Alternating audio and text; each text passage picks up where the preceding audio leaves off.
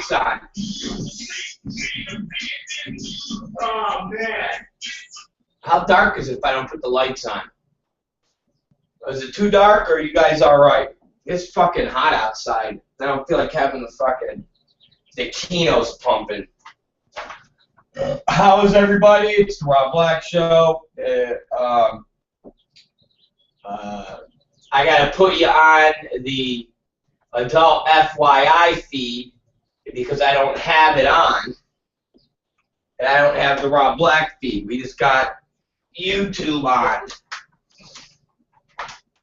So I'll put you on right now. So hold on. Here we go. 'Cause you're everybody in the world to me. So here we go. Hold on. Man, did you guys have a good weekend? Did anybody getting into trouble besides Big Don Sterling?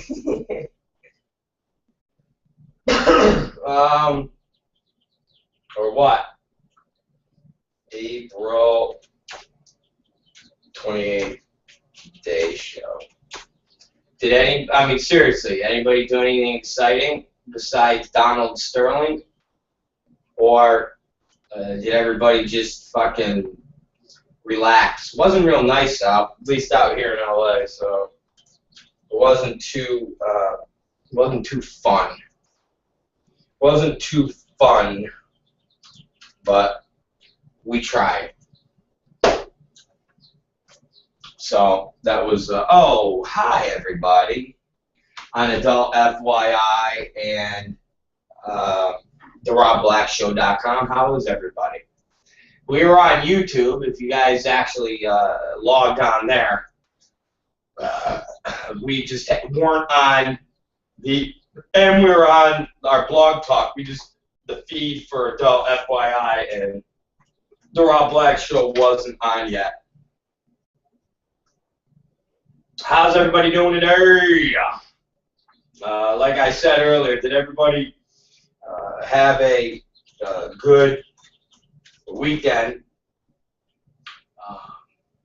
Except for Donald Sterling.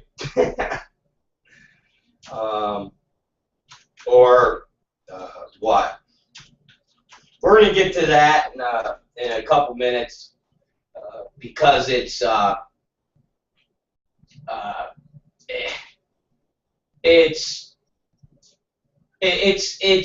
I feel it's a bigger, I would say it's a bigger story for all the things that it entails that is not, God, I don't even know how to break it down if we're not going to talk about it and get into the bit. So we will let's talk about other bullshit, and then we'll get on to some Donald Sterling conversation, because that seems to be the talk of the not even just Los Angeles, but that seems to be the talk of the fucking world right now. So we might as well talk about it. We'll play the clips and go through it. We'll even talk about the girl who the girl looks bizarre to me also, and I know she's a young girl, and what's weird is she's a young girl that's had the plastic surgery done to where she looks like a lion. Her face is so stretched back that she looks like the women that are old that have the facelifts that have their face full stretched back. It's just weird, and she's a young girl, so. And she's fucking black and Mexican. You guys, if you don't think the story is just incredibly bizarre from the get-go, you're insane. Because it's bigger than just some old white guy talking about black people. and talking shitty about fucking Magic Johnson, which, you know, we forget that in the sports community, Magic Johnson is like fucking God. So it's like, oh, fucking Magic Johnson. But again, there's so much more to this story, and the fact that this guy's been an owner since I think they said 82, and everybody's known he's an old racist white guy, and they've all dealt with him. That's the bottom line. And now he gets secretly recorded by a spurned lover, and now it's the biggest thing since I don't even know. At least the Marge Schott episode in Cincinnati, at least she was actually using the word nigger. At least she was, at least she had Nazi armbands. At least it was like, and she was out in public, like, wow, hi, these are my $1 million niggers. Take a So at least there was a lot more than just some secret fucking wiretap that has a guy arguing with his fucking his little fucking sugar baby about not wanting her to parade around with big black cocks on her fucking Instagram. I mean, really, if you guys want to break it down, he's sitting here going, I don't care about you sucking big black cocks. I don't care about the big black cocks fucking you in your ass. Just please don't bring those big black cocks to the games and parade around with them. I mean, really, again, there's so much more racism that goes on in the world involving real political leaders, from different senators, from Paul Ryan talking about the African community is lazy, and I mean, just really racist stuff that are perpetrated by leaders of politics that you cringe and go, I can't believe they said that. And we hear an old white guy, racist old white guy, pleading with his fucking half black, half Mexican girlfriend not to fucking love the big black cock in public. And it's like, ah! But like I said, we can keep going into this. I got tapes queued up, and I even got some good Marge Schott stuff. Because, like I said, this is so tame compared to Marge Schott. It really is. Nobody was crazier than Marge Schott when it came to racism in sports. And I mean, seriously, you can't get any better than Marge Schott. You can't. She's calling the Jews sneaky little Jews. So Marge Schott was 10 times. I mean, like I said, yeah. Fuck. Again, we'll get into this, all this story in a bit. Anyways, had a good weekend. We had a good weekend. Put together a bunch of things we're going to be working on. Looked at some new buildings to try to possibly move into. I'll tell you, what a pain in the balls this is becoming. It's becoming a real pisser, because here's the problem. People are the whole studio and radio show, and that's like a not a deal breaker, but it seems to be a bit of an issue for people. And what is going on and so forth and so on. It's kind of weird, okay? It's God.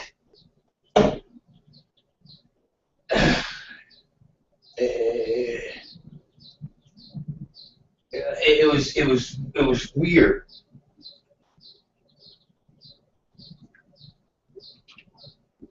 Oh man.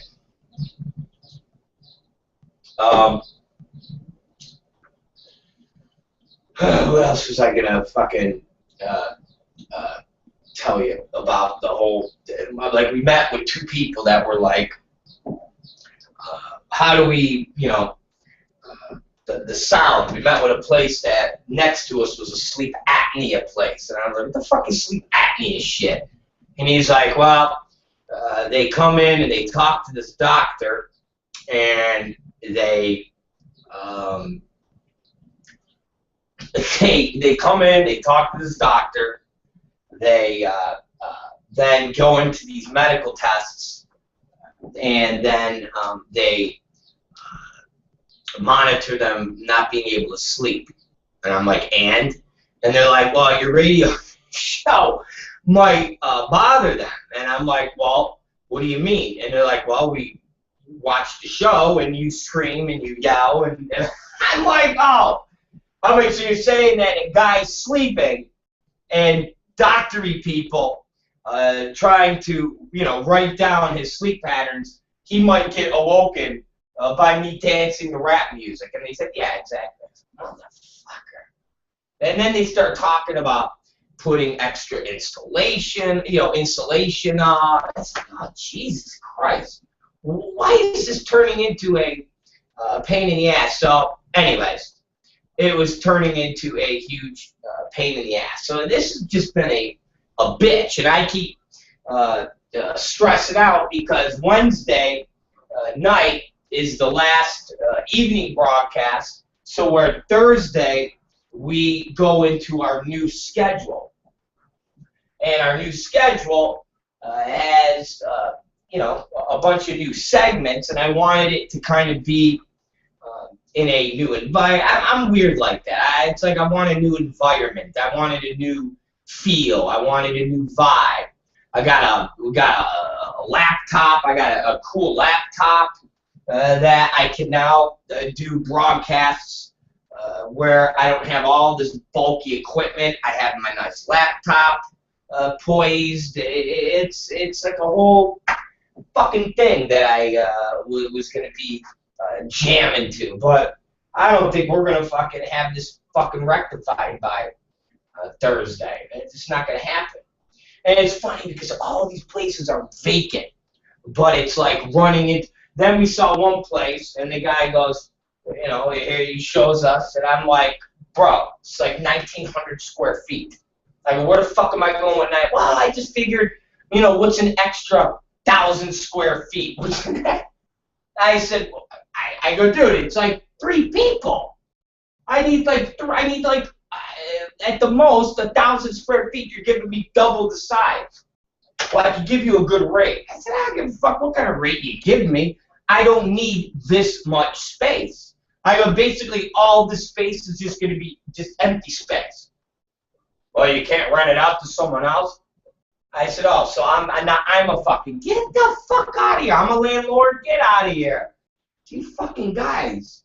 So that was like a whole weekend, Friday/weekend journey of doing this. Pain in the balls, man. I'm serious. It's all been a fucking pain in the balls. I'm not digging it. And the fact that Monday or Wednesday is our last night show until we do the whole new schedule is pissing me off. Because it's going to be this. I mean, we even have a set where I'll be starting the program standing like a monologue, and then I go in and I'm sitting like that. It's like a whole thing. We got screens, so when I'm talking about, say, Donald Sterling, a fucking picture will pop up to the right of me of Big Don and his lion-looking girlfriend. Not lying like she's lying, but the lion. She's got the plastic surgery lion look where she looks like a lion. Got her there. So, yeah, it sucks. Anyways, that's what happened there. Went to the movies. I saw that movie Draft Day. If anybody seen that, if you like football, or I should say if you really like football, it's a great movie. If you don't like football, don't go see it because you will be fucking bored off your sack because it's about football. And it's not just football like, oh, we're watching guys play football. No, it's like watching guys get ready for the NFL draft. So if you're not into football like that, don't waste your fucking time. You'll be miserable within the first half hour.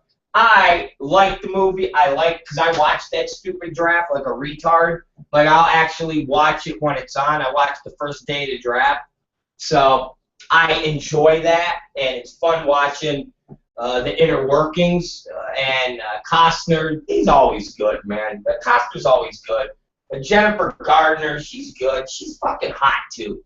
She's definitely hot for it's not even an older chick. You just look at Jennifer Gardner and you think very preppy, very nice, very I don't take it up the butt type of girl. That's just from when Ben Affleck went from Jennifer Lopez to Jennifer Gardner. You're like, oh, so he went from a girl that's doing dirty Sanchez's to a girl that's like, let's fuck with the lights off. That's how I looked at it. But she still looks fucking. She's great. She really is a sexy, prudy-looking woman. And even that idiot. What's that fucking? I can't remember the comedian that was hot for like a couple years. Dennis Leary. Remember, he's like that guy. He's in it as the coach. He's pretty entertaining. Although he's starting to get old and have that, I'm looking old, so I'm starting to look like a woman look. But, ow, look out! But it was good. Went to Universal City Walk, and again, I will say, it is very Los Angeles Dodgers. And when we got there, I told Katie, I said, God damn, I forgot how Dodger this place is. At one point, I told her, I said, let me tell you something. You give me a pass, you give me a bottle of Viagra, I'll be dropping loads every fucking 20 minutes here. Every 20 minutes, I'm dropping loads. Every 20 minutes. I mean, because everybody knows my appreciation of the Latin woman, especially the cone style, you know, where they're really sexy from tits up and bottom is just a big blubbery mess. And it was nothing but wall to wall of them. I mean, there was a couple of them wearing cheetah. It was just an amazing display of Mexican women in the most stretched out, spandexy, papichulo clothing with their fat dripping out that you could ever fathom. It was phenomenal, just phenomenal. That's all. It's the only way it can be described is phenomenal. And I literally, after like a good load or two, I need fucking pills because I want to keep going, but my dick would be like, dude, we're good already. We already shot 2 loads. But it's just like it's like a buffet. It's a buffet of fat Mexican chicks where you, holy shit, what about you? Oh God, what about you? Horrible. But nonetheless, we went there, we walked around, had dinner, went to see the movie, and it was quite enjoyable. And there was nobody in the movie theater, so it just showed you that the movie wasn't doing too good. I mean, it hasn't been out that long. When we got there, we're like, it's funny because Katie goes, you know, they're playing it at that Universal, and they're only playing it at 10:15. So I said, okay, so we get there, and we're in line and with all the Dodger fans, and I'm like, yo, I don't see it on the marquee. She's like, I write it on the internet. I said, man, this is gonna suck if it's not playing. So we get up to the finally get up to the guy, and she's like, isn't the draft day playing? He goes, yes, it's playing. We just don't have it advertised. And I go to him. I said, good thing. I said, I was gonna punch her right in her fucking face. The guy's face had this look, and I go, no, I was just joking. Katie shakes her head like, no, he's not. And I go, oh my god, we fuck with people like that. And he's just like, yeah, it's $26. And I go, I take your money. Here you go. I go, good thing. I go, you would knock your fucking teeth out. And this guy had this look, just fucking, no, sheer torture of like he should call the police, what he should do. So we walked away. Katie's like, I can't believe we did that. It's funny. I said, well, that's comedy, man. That's what you got to do when you're in a sea of Dodger fans on a Sunday night, and we're fucking with people. That's what we got to do. So it was good. It was a good time. It was a plethora of excitement that we did, and that was the movies at draft day. Good film. If you like football, if you don't like football, don't fucking bother to watch it. You won't like it. And after that, we, there was one other entertaining thing I wanted to tell you guys, and I don't even fucking remember now. One more entertaining thing that I don't even fucking remember that I was going to tell you guys, so it must not have been that fucking entertaining. Anyways, that was the social aspects of what happened in the Rob Black world, in the Rob Black life. Oh, I laid in the sun for a little Saturday. I got some more sun. I do that. I lay in the sun. I tanned my fucking beautiful muscles. I tanned my beautiful muscles. So, anyways, when I was watching the news and I seen this information come out about Big Donald Sterling. All right, we're just gonna do Sterling now because I got out of the Monday morning of what I did. That was all exciting. Great. So when I woke up Saturday and I was looking at the computers, I seen that there was all this controversy with the Clippers owner, Donald Sterling. So I went to the headline that was on the computer that said, racist remark, racist rant. And I'm thinking, oh, it's always good to hear a racist rant, you know. We just had the good one from the Bundy guy a week ago talking about how blacks should be picking cotton again. And I mean, that was good stuff. It's always good. That's always, it gets a good chuckle. So I clicked on the Donald Sterling comments. Now let me explain to the audience who aren't entrenched in the sports world of Los Angeles media and all that bullshit. Donald Sterling owns the Clippers. Yes. I guess up until this year, and I would even say this year, they're still shit. But up until this year, and they started to get good last year, were basically the worst fucking basketball team ever. The Clippers are basically just dog shit. And this guy owns the Clippers, this white guy, Donald Sterling, who's also a multi-millionaire in real estate. Sterling is big in the real estate business, and more importantly, in the apartment buildings. So he owns just tons of apartment buildings where he rents out. Now, the funny thing is, people act, people act like he's Joe Pesci in The Super, where he's driving around to all these apartment buildings collecting people's rent. He's like this. Yeah, give me the rent. Yeah. He's not. We're talking about huge corporations.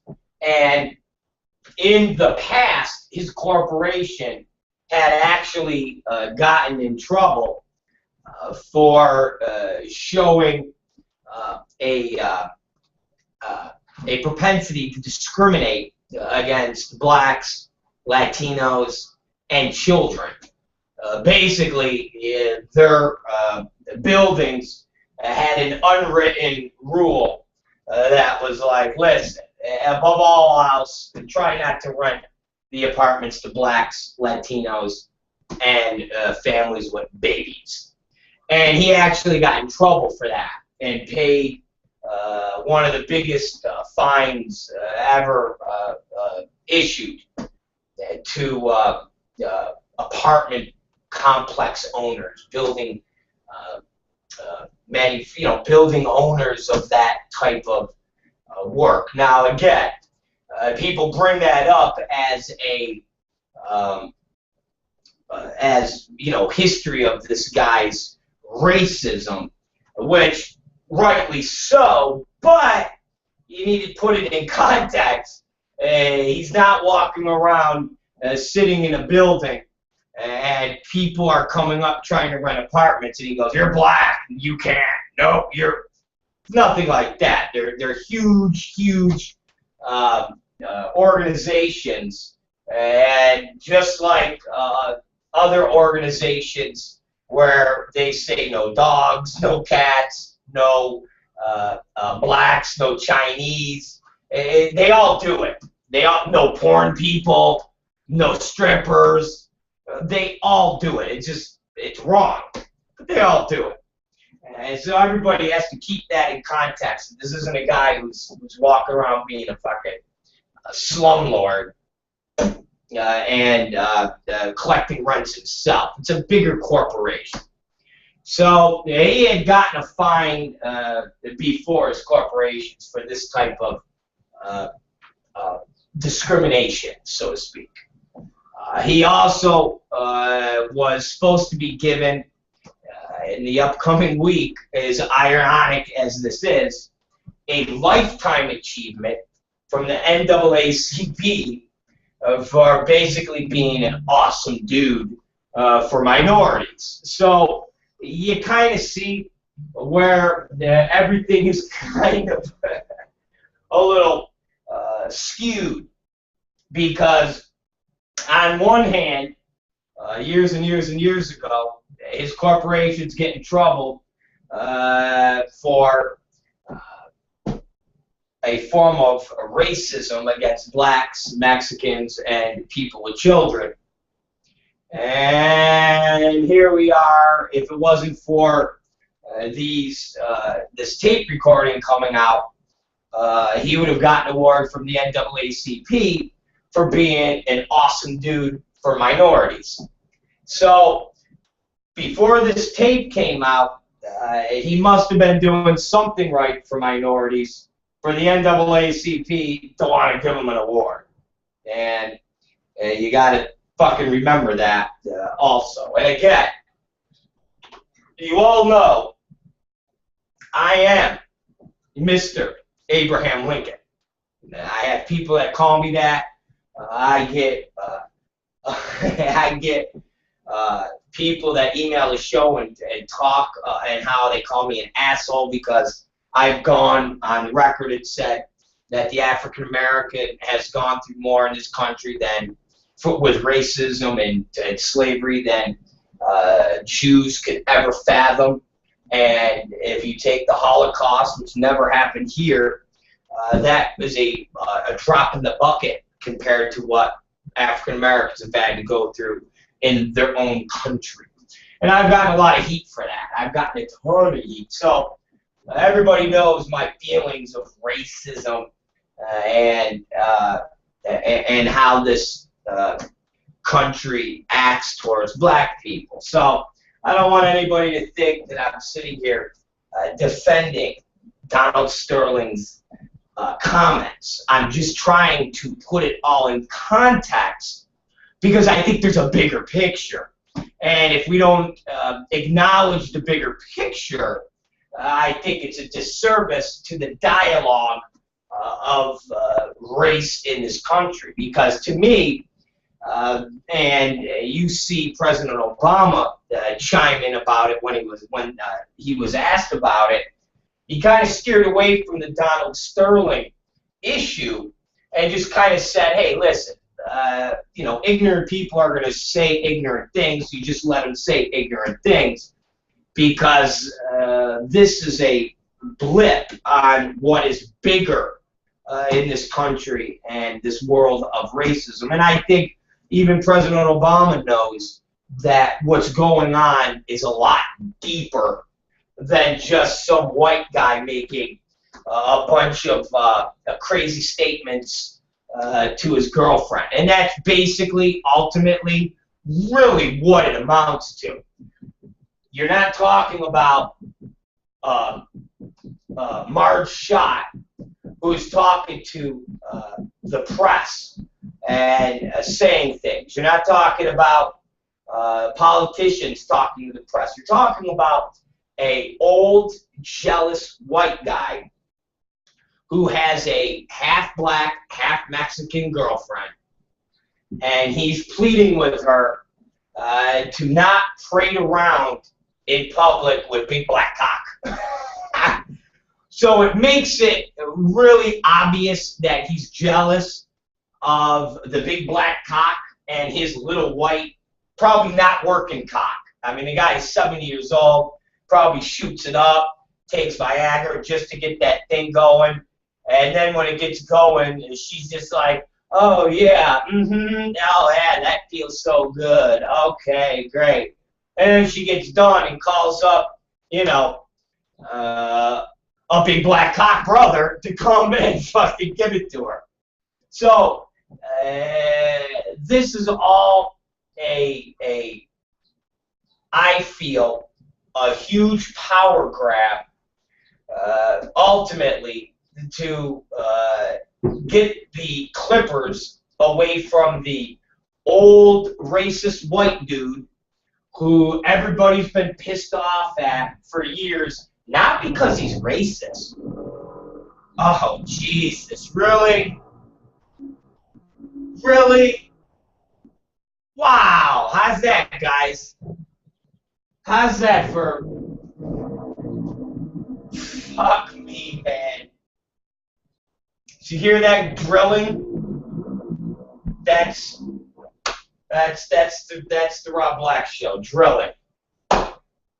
It's about an old white racist dude who everybody's known for years to be racist, and it's about really him not funding and putting together a good Clippers team, and everybody's pissed off.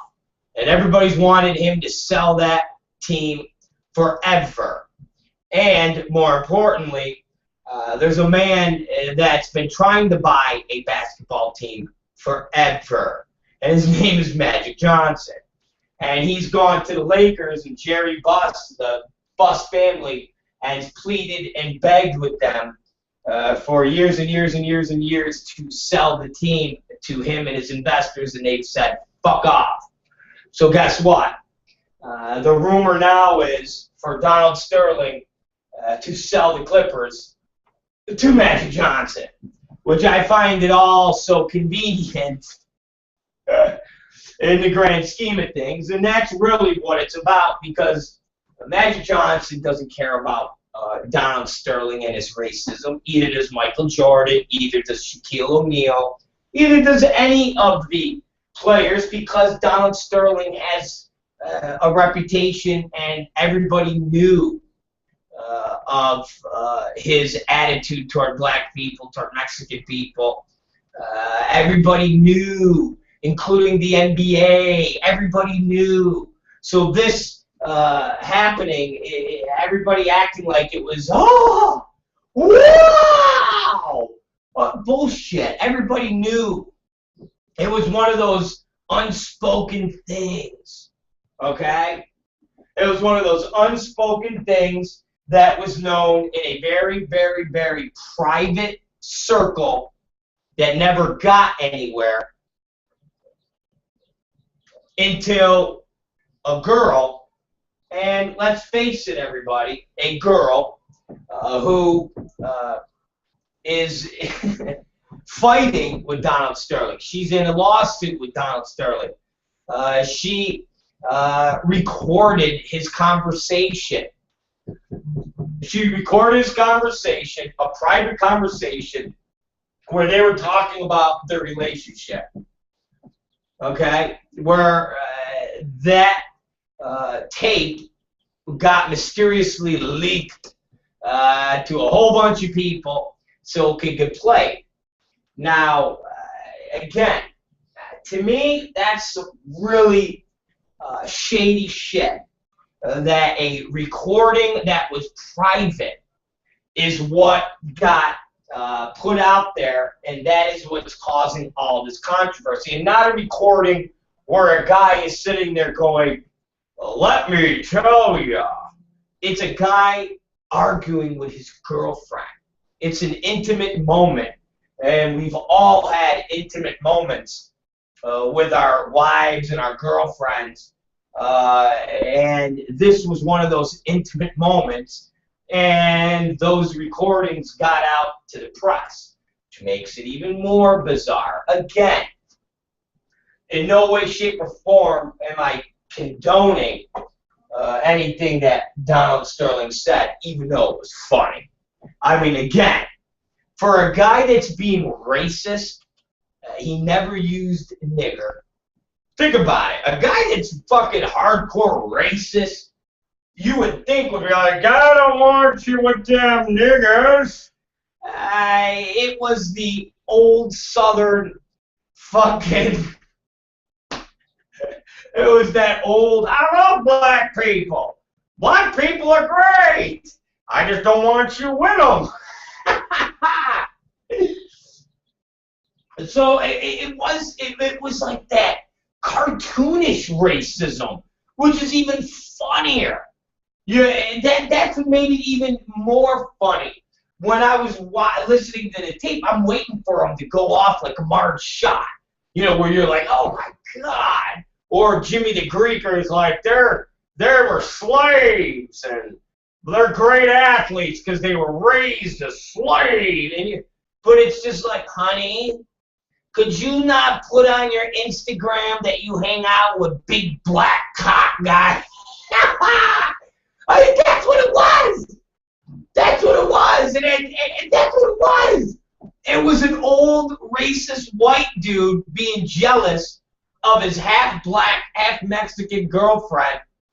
And she's so baiting him. What do you mean? Do you have problem with my skin? Do you want me to just cut my skin off? And he's like, why are you doing this? Well, I never said anything about your skin. Why are you doing that? Oh, I can't change who I am. Oh, I can't. It's like, oh my God. It's like, really? It's like, did you stand there with the recorder like this and it was, tell me, tell me. It was like a guy wearing a wire trying to get a gangster to fucking admit something on tape. Where he's like, could you just talk into my my lapel? And the guy's like, what are you doing? He's like, come on, man, will you just talk into my lapel? Tell me about being a gangster. It's like, oh, Jesus. Again, if what he said was bad, but just like, and I'm telling you, You all heard it from our president. Our president kind of just was like, it's an ignorant guy. You didn't hear our president losing his fucking... Think about what our president goes through, all right? Our president is giving the State of the Union address and has a white guy, a fellow congressman, somebody in his own, politics, stand up and scream, liar! Basically, he was calling the president a nigger. That's what he was doing. President Obama never, ever in the history of our country, I mean, sure, maybe back in the fucking forefather days, but nothing that we've all seen in the last 50 or 60 years has a president given a State of the Union address and had a member of Congress scream at him, liar! And where people are like, whoa, bro, chill the fuck out. That was 80,000 times worse than an old white racist basketball owner telling his half black, half Mexican girlfriend not to hang out with big dick black guys. Seriously. All right? That's why President Obama's like, really? This is what you guys want to fucking talk about racism? How you want racism, motherfucker? How about Russia taking a fucking banana and putting it next to the picture of President Obama and Michelle Obama, and that picture by the Russian is somebody that's lighting the Olympic torch cauldron at this past Olympics. Something that is so prestigious and so watched by millions of people in the world, and that person that lit the cauldron is taking Instagram pictures with a banana and putting it next to Obama's face, calling him a monkey. That's it. Obama's like, really? So you guys are going to tell me about the white racist Clippers owner? You guys should be more mad at him because the Clippers suck than the fact that he doesn't want his half black, half Mexican girlfriend to be fucking big black cock. Okay? You guys should be more mad that there's congressmen standing up calling me a liar during the State of the Union. You guys should be more mad that world leaders are calling me a monkey. You guys should be more mad that a guy who ran as vice president with Mitt Romney is saying that black people are lazy, and that's why the inner city is the way it is, because they're fucking lazy and shiftless. All right? They don't take care of their family. You guys should be mad about that, not about some guy who owns a basketball team for the last 20-some-odd years, and everybody's known how he's felt about black people. Everybody's known it. And more importantly, the NAACP was going to give him a fucking award for being an awesome guy. So there's some serious confliction there amongst what people know and what they don't know. And then on top of it, Obama gave him a look and said, and his fucking girlfriend is black and Mexican, so fuck you guys. All right? Go tell somebody about racism that knows racism. I know fucking racism. And nobody's being outraged when someone calls me a monkey. I mean, seriously, our president's like, yeah, okay, great. Yeah, whatever. Dude, he even wanted to say, and this is all about Magic Johnson buying the Clippers. That's what it's about. Just enough already, guys. Fine. You want the guy to be forced to sell his team? Fine. Guys, do you realize Marge Schott said shit 10 times worse, okay, to the press, and she didn't get forced to sell her team? She got suspended, and she just kept saying shit year after year until finally she sold the team. But nobody forced her to sell the team. Nobody said, you have to sell the team. She got basically told, you should sell the team, because after 3 years of you getting banned every fucking year, it's becoming habitual, and other partners that were with her were like, come on, Marge, just sell the fucking team. Plus, the lady was like 80 years old, and she eventually died. But let me explain this to you guys. Marge Schott, you want to know what she said? Okay? You want to know what she said in the New York Times? Okay? This is what she said in the New York Times. And this is in the 90s. Okay? Are you ready? She was quoted in the New York Times. A woman reporter, Sharon Jones, the executive of the Oakland Athletics, and this was never debated. So this executive who was with Marge Schott in a executive room, not a tape recording where they're talking about their love. This was in a executive room. Marge Schott told her she would never hire another nigger. She would rather have a trained monkey working for me than a nigger before the start of an owner's conference call. Okay? That is what Marge Schott said, ladies and gentlemen. And then on November of 1992, okay, Carl Levy, the former marketing director of the Reds, along with Tim Sabo, who was another employee, all these guys were with Marge Schott, okay, and especially Sabo, who was the team controller. All were with Marge Schott when she referred to Eric Davis and Dave Parker after she had to re-sign them as her $1 million niggers. That's some racist shit, all right? That's not a lady or a guy having a lover's quarrel about not wanting his spouse to be with big black cock, and he's got a little white cock. Okay, that's some racist shit. Calling her players $1 million. Those are my $1 million niggas. That's what she said. That's what she said. Okay? And Marge Schott kept a Nazi swastika armband at her home where she would tell people about the sneaky goddamn Jews are all alike. And that Hitler was an alright dude, okay? In the beginning, he was an alright dude, but he just took it a little bit too far. This was the owner of the Cincinnati Reds. And this is, now let me explain this to you guys. In 92 is when she called her players the $1 million niggers. Okay? In 96 is when Marge Schott talked about Hitler going a little bit too far. In the beginning, he was cool. At the end, he went a little far. So from 92 to 96, the entire sports world, including America, knew Marge Schott was calling her players $1 million niggers.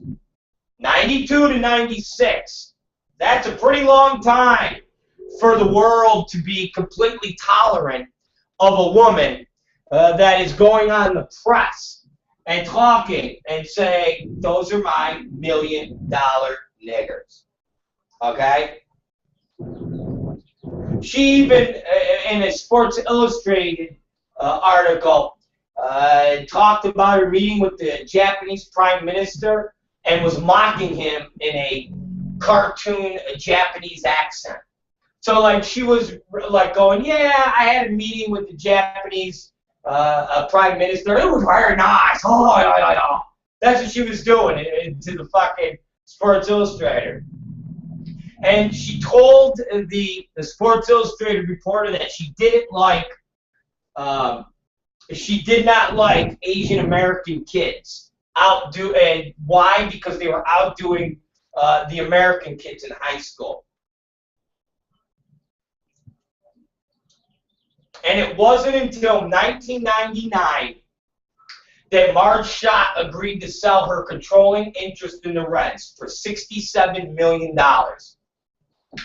At the time, she was facing a third suspension, failing health, and an expiring ownership agreement with her limited partners who planned to oust her.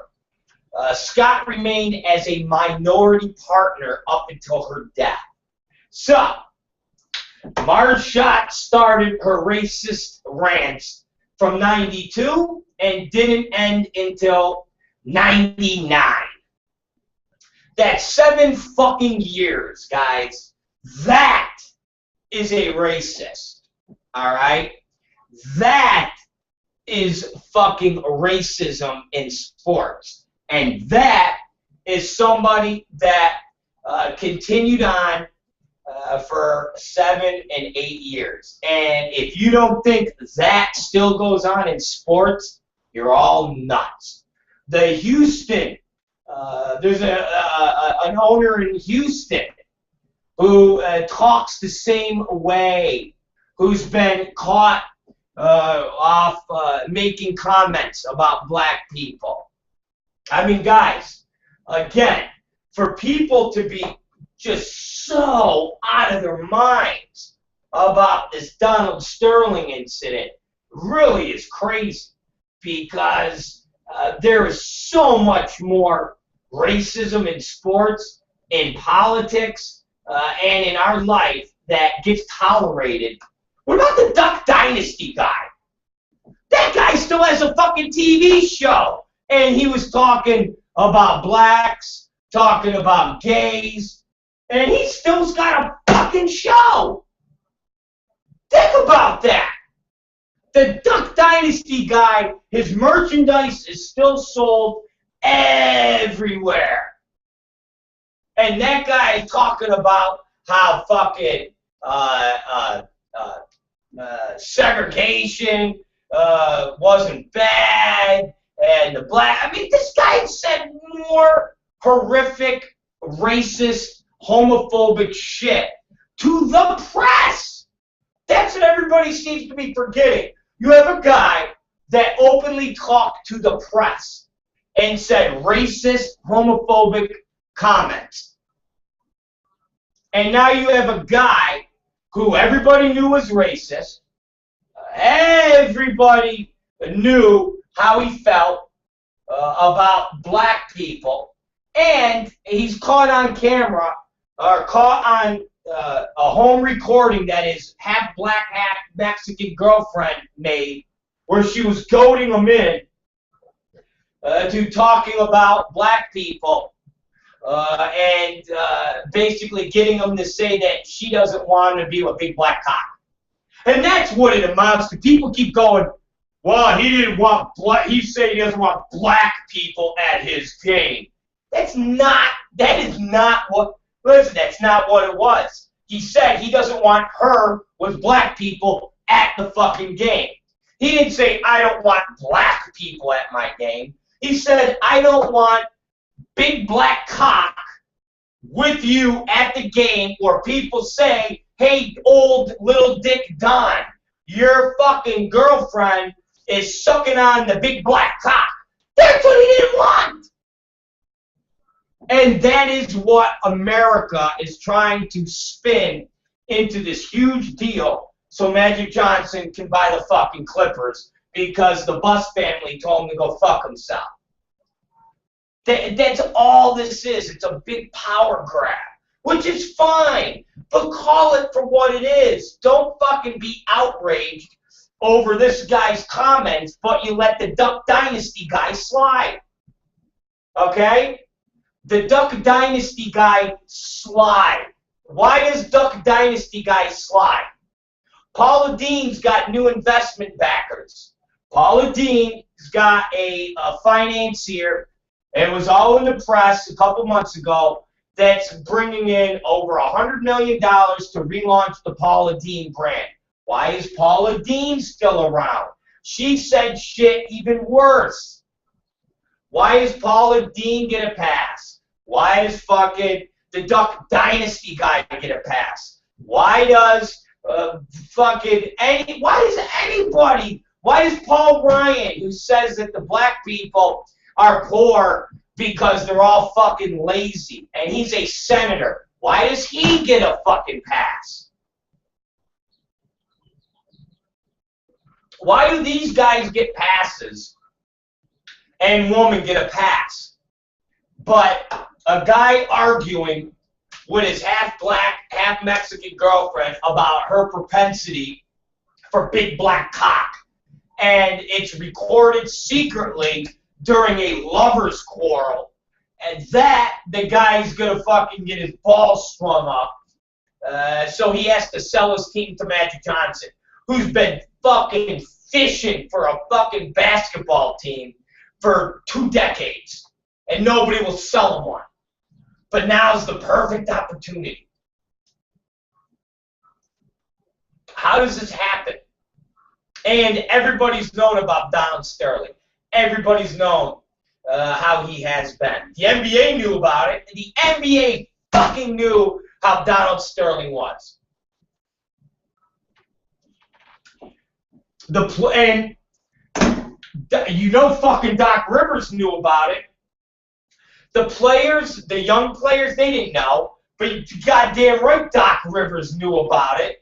Doc Rivers has been in this fucking game long enough to know that the guy he's going to work for is one of these old racist white dudes that is like, listen, and to say racism, it's not even an accurate statement, because somebody that's a true racist and doesn't like black people doesn't want to have anything to do with them. Like the Chris Rock joke that he always says, okay? Being white is the best thing in the world because he knows white people that are poor and fucking have nothing, and they still wouldn't change places with him, and he's rich and black. So Sterling is more of a separatist. He's more of a black people are cool, but they deserve to be with their own people. And white people deserve to be with their own white people. And Mexicans need to be with their own people. He has a very jail mentality. Like when I was in prison, there was no racism because everybody dealt with everybody. But it was you stick with your own kind, you stick with your own kind, and you stick with your own kind. And if we all just stick with our own kind, we all get along. We all can watch TV together. We can all eat together. We can all watch fucking assemblies together. But if a fight pops off, we're all separate. And we all are only social in our own groups. That's how the guy is. He's more of a fucking of a segregationist, which is a lot different than somebody that is, I don't like black people. Oh, you're in my yard, I'm going to kill you. Bite the curb. A lot different, man. That's a lot different. It's a lot different. Doesn't make it right, but it's a lot different. And it's the difference between being able to tolerate somebody and throwing them out to the fucking black hole of life. And we do it with Paula Deen, we did it with the Duck Dynasty guy, and we do it with basically 80% of the Republicans. And if we're going to fucking crucify this fucking Donald Sterling, then why are we not going after the Duck Dynasty guy? Why are we not going after any of these other fucking assholes that have done far worse? Why did it take 8 years for Marge Schott to basically leave baseball? And when the first fucking incidents, the first incident, she calls Dave Parker and Eric Davis her $1 million niggers. And she was perfectly fine in the baseball league, in the sports world. And 1999, ladies and gentlemen, ain't something that was 50 years ago. You're only talking about 15 years ago when Marge Schott sold the Reds. So 15 years ago. It's not that long. So people need to put all of this in perspective and at least call it for what it is. Power grabs, politics, and it's really more of a LA political thing. It really is. Because it's all about the Clippers. You know, think about how coincidental it is. The tape has, and then the best part is, nobody even looks at the concept of Donald Sterling saying he doesn't want the girl at the Clippers game with Magic Johnson. Not for nothing, but Magic Johnson does represent the Lakers. Magic Johnson is the face of the Lakers. The Los Angeles Clippers have been the worst fucking team in the world. They've been the embarrassment stepchild to Los Angeles basketball. And the fact that the guy doesn't want his girlfriend with the big dick black Magic Johnson at his own fucking game, sitting in a press box or sitting courtside, I didn't even fucking, the Magic Johnson reference, I didn't even fucking have a problem with. And it's funny to see Magic Johnson so fucking outraged because he never said anything derogatory about Magic Johnson except he told his fucking girl, don't bring Magic Johnson to my game. And Magic Johnson's acting like fucking this guy called him a dirty monkey nigger. You know, the guy said, don't bring him to my game. That's what he said. So Magic, and so as you guys see, it's all about Magic Johnson in line to buy the fucking Clippers. It has nothing to do with fucking racism, man. I'm telling you, it doesn't. It doesn't. It doesn't. The outrage that is being levied against this guy is so minute compared to the outrage levied against the Duck Dynasty guy. And to me, the Duck Dynasty guy said shit far worse than this guy. The Duck Dynasty guy actually talked racist shit to a publication. So he was on record, looked at a publication, and didn't know enough that the words he was saying was racist. At least this guy, Donald Sterling, kept it inside enough that the NAACP was going to give him a fucking award. So it's obvious that this guy isn't one of those racists like the Duck Dynasty guy is. So why is the Duck Dynasty guy get a fucking pass? I hate the fucking Duck Dynasty guy. I hate that motherfucker. I wish that guy would die. The only reason people should hate Donald Sterling is because he puts together a shitty fucking basketball team in Los Angeles. Other than that, none of you would have known anything about the guy except that he put together a shitty team and that he has a girlfriend that looks black, looks Mexican, and looks like an old lady who's had a ton of plastic surgery, but she's a young girl. That's it. And she's a sugar baby. She only fucks him because he's worth millions of dollars. That's it. That is it. Other than that, you wouldn't know a thing. And again, I find it incredibly ironic that this girl hangs with Magic Johnson, is buddy-buddy with Magic Johnson, and here's this big recording about this guy, and what's the news you hear today? That the NBA should make Donald Sterling sell the team to Magic Johnson. Oh my God. If that is not just a giant political fucking scam, I don't know what it is. I don't know what it is. Again, if you're going to go after this guy, go for it. But at least go after the Duck Dynasty guy. I still see his jerk-off ass on fucking A&E. I still see Paula Deen getting $1 million fucking paycheck to relaunch her brand. I still see Paul Ryan having no repercussions by saying that black people are lazy and that's why the inner cities are the way they are. That's Paul Ryan. That's a political, do you understand that? That's a political leader. who's making racist comments, coded racist comments. And if a coded racist comment is not in the same ballpark as a private conversation with a girl that's your girlfriend who loves big black cock, I don't know what is.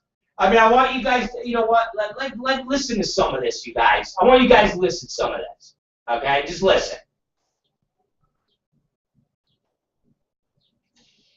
Let me get it on here, and you guys can hear this. So this is Donald Sterling and the half-black, half-Mexican, lion-faced looking girl. So listen. I'm sorry. Is there anything that I can do to make you feel better? No, you can never make me feel better. I'm You're sorry. just a fighter and you want to fight. And I'm not the man who wants to fight. I'm sorry, sweetie. Everything was okay and perfect. I'm just telling you, you told me you were going to remove it. So Dennis, the second Dennis who looked at me, made that comment.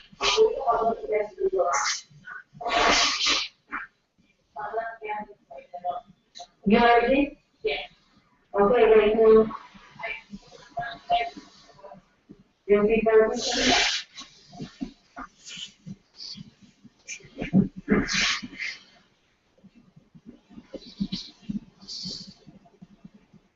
I mean, just think about this. Right there, the girl, and she's saying to him, honey, sweetie, what can I do? And he goes, you just want to fight. You just want to fight with me. And he starts to say something, and she goes, hold on. And she's talking in Spanish to somebody in the background. Keep getting him to talk. Keep getting him to talk on the king. It's going to be millions. Keep getting him to talk. Okay, keep getting him to talk. All right. So.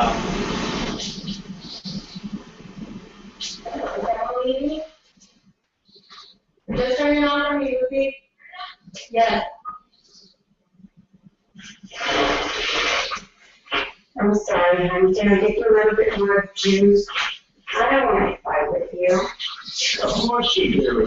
You love to fight. I don't fight. That's all you do. You fight with everybody. I'm sorry to feel that way, honey. I don't know what this conversation even came about.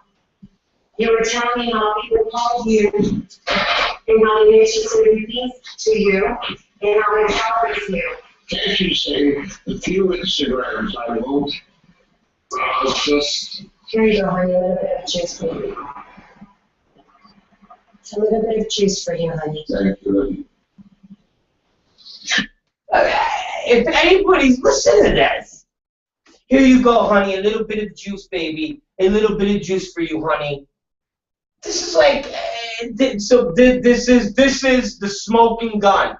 A guy being jealous of big black cocks to his girlfriend that's like 20 years old, who's half black and half white, who loves big black cocks, and he's got a little white cock. This is racism in America, really. That taking pictures of the president with fucking bananas, that's not racism. Duck Dynasty guy talking about blacks are better off during segregation, fucking homos are horrible, that's not bad. But this is bad? Really? This is what is captivated America with. This is what's got. I got one better for you. Trayvon Martin, okay? The little black kid was shot because he had a packet of Skittles. Fuck that, that's not racism either. But this guy talking to his fucking Mexican fucking sugar baby, and she's like, here you go, baby, have a little juice, here's a little juice. So tell me, what don't you want on my Instagram? Talk to the fucking recorder. That's racist. That's where we all have to be outraged. But Trayvon Martin gets shot with a bag of Skittles. And everybody's like, yeah, sure. Fuck them. Let's clap. Yeah. You people, really, you guys are fucking amazing. Because Trayvon Martin was about gun violence. It was about guns. It was about real racism. That would actually be too big of a deal to talk about. But this isn't.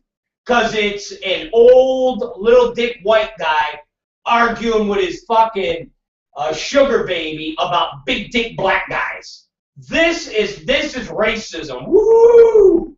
But Trayvon Martin, that's just nothing. And fuck them, right?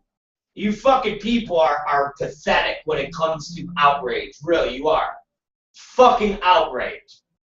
Trayvon Martin can die for a bag of Skittles, but this is like this is the national fucking outcry.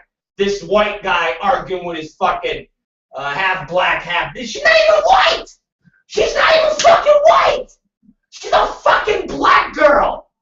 That's got Mexican. You hear her talking in the background. Seriously, this is a dude arguing with his girl about big black cock. He doesn't want big black cock in her. He said, I don't want you to bring big black cock to the games. That's all. Don't do it. I didn't say the fans that can't go. I said, I don't want your holds being filled with big black cock to have it stretched out. And then when my little decrepit white dick goes in there, you fake moan. That's what he's saying. Jesus Christ. And Trayvon Martin's dead. And that is all right with everybody. Think about that, man.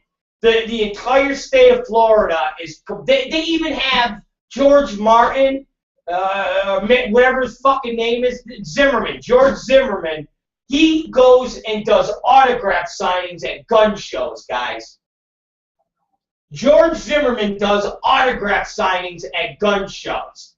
And that's perfectly fine for people. Another guy in Florida killed another unarmed black teen in a car. And he got found not guilty on a couple of the charges of murder. And that's not racism, but this guy arguing with his sugar baby's racism. Actually, I take that back. It's racism privately amongst their own conversation, and this still is what the world's going to be outraged about. Trayvon Martin, nope. Donald Sterling, yeah. Okay. I see where American, they put their fucking, where they have their racism. The guy in the State of the Union calling President Obama a liar. That's not racism. No, that's not. But this is something we're going to be outraged about. Donald Sterling and his sugar baby arguing. Okay, let's continue. Here we go. If it makes you happy, I will remove all of the black people from my Instagram. You said that before. You said I understand. I did remove the people that were independently on my Instagram that are black. Then why did you start saying that you didn't? You just said you didn't. I didn't remove Matt Kemp and Magic Johnson. But I thought Matt Kemp is mixed, and he was okay, just like me. He's lighter and whiter than me. I met his mother. You think I'm a racist? I don't think you're a racist. Yes, you do. I think you. Evil heart. I don't think so. I think you have an amazing heart, honey. I think the people around you have poison mind and have a way of thinking. It's the world. You go to Israel. The blacks are just treated like dogs. So do you have to treat them like that too? The white Jews, there's white Jews and black Jews. You understand? And are the black Jews less than the white Jews? 100%, 50, 100. And is that right? It isn't a question. We don't evaluate what's right and wrong. We live in a society. We live in a culture. We have to live within that culture. But shouldn't we take a stand for what's wrong and be the change in the difference? I don't want to change the culture because I can't. It's too big. But you can change yourself. I don't want to change it. My girl can't do what I want. I want the girl. I'll find a girl that will do what I want. Believe me, I thought you were that girl. Because I try to do what you want. But you're not that girl.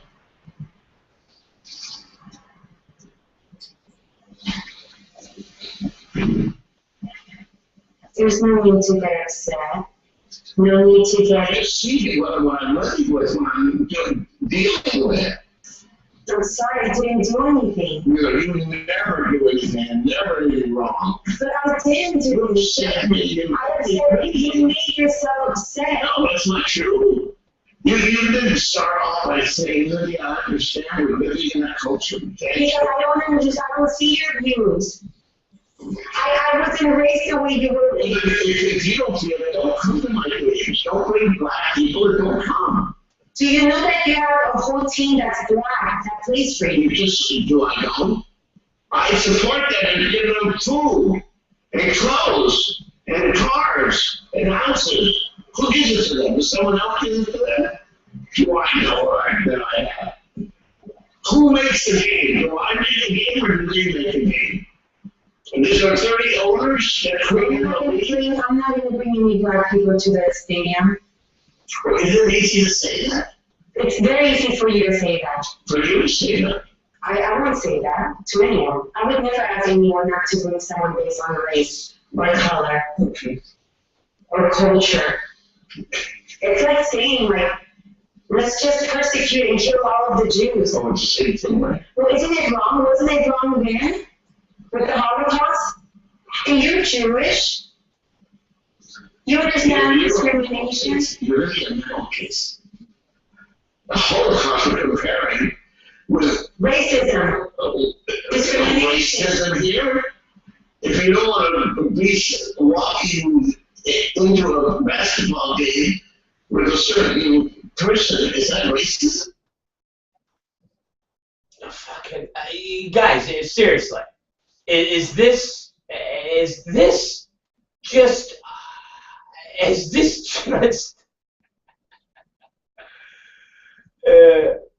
this just a fucking girl? This is a fucking lover's fight between a sugar baby who's sitting here trying to cover every topic on an old, rich, white, fucking bigoted guy, and she's trying to get every topic in so that she has this awesome tape to play everybody. I mean, you're Jewish, the Holocaust. It's like, Jesus Christ. And you see him, he's like, you're fucking nuts. I said, what are you doing? I just told you I don't want you at the games with big dick black guys. Okay? That's what I want. Because I got a bunch of old bigoted white asshole friends who go, hey, Sterling, Don, you know your old lady's there with big dick right in her pussy, and you got to go follow with your little white cock. Ha ha ha. I mean, that's basically what it amounts to. This isn't Duck Dynasty guy screaming about how he hates blacks and hates homos, and yet everybody goes, that's not racism. Cracker Barrel, fucking Cracker Barrel. Still, I went to fucking Borders Books, and they have Duck Dynasty merchandise all over the place. Why is Duck Dynasty merchandise still in fucking stores? That was a guy who spoke directly to the press and said, I don't like blacks. And that guy is somehow acceptable in America. But this is what we're outraged about. I'm telling you, you people are fucked up, man. People that are outraged over this as much as they are, and they weren't outraged over Duck Dynasty, you're all fucking sick individuals.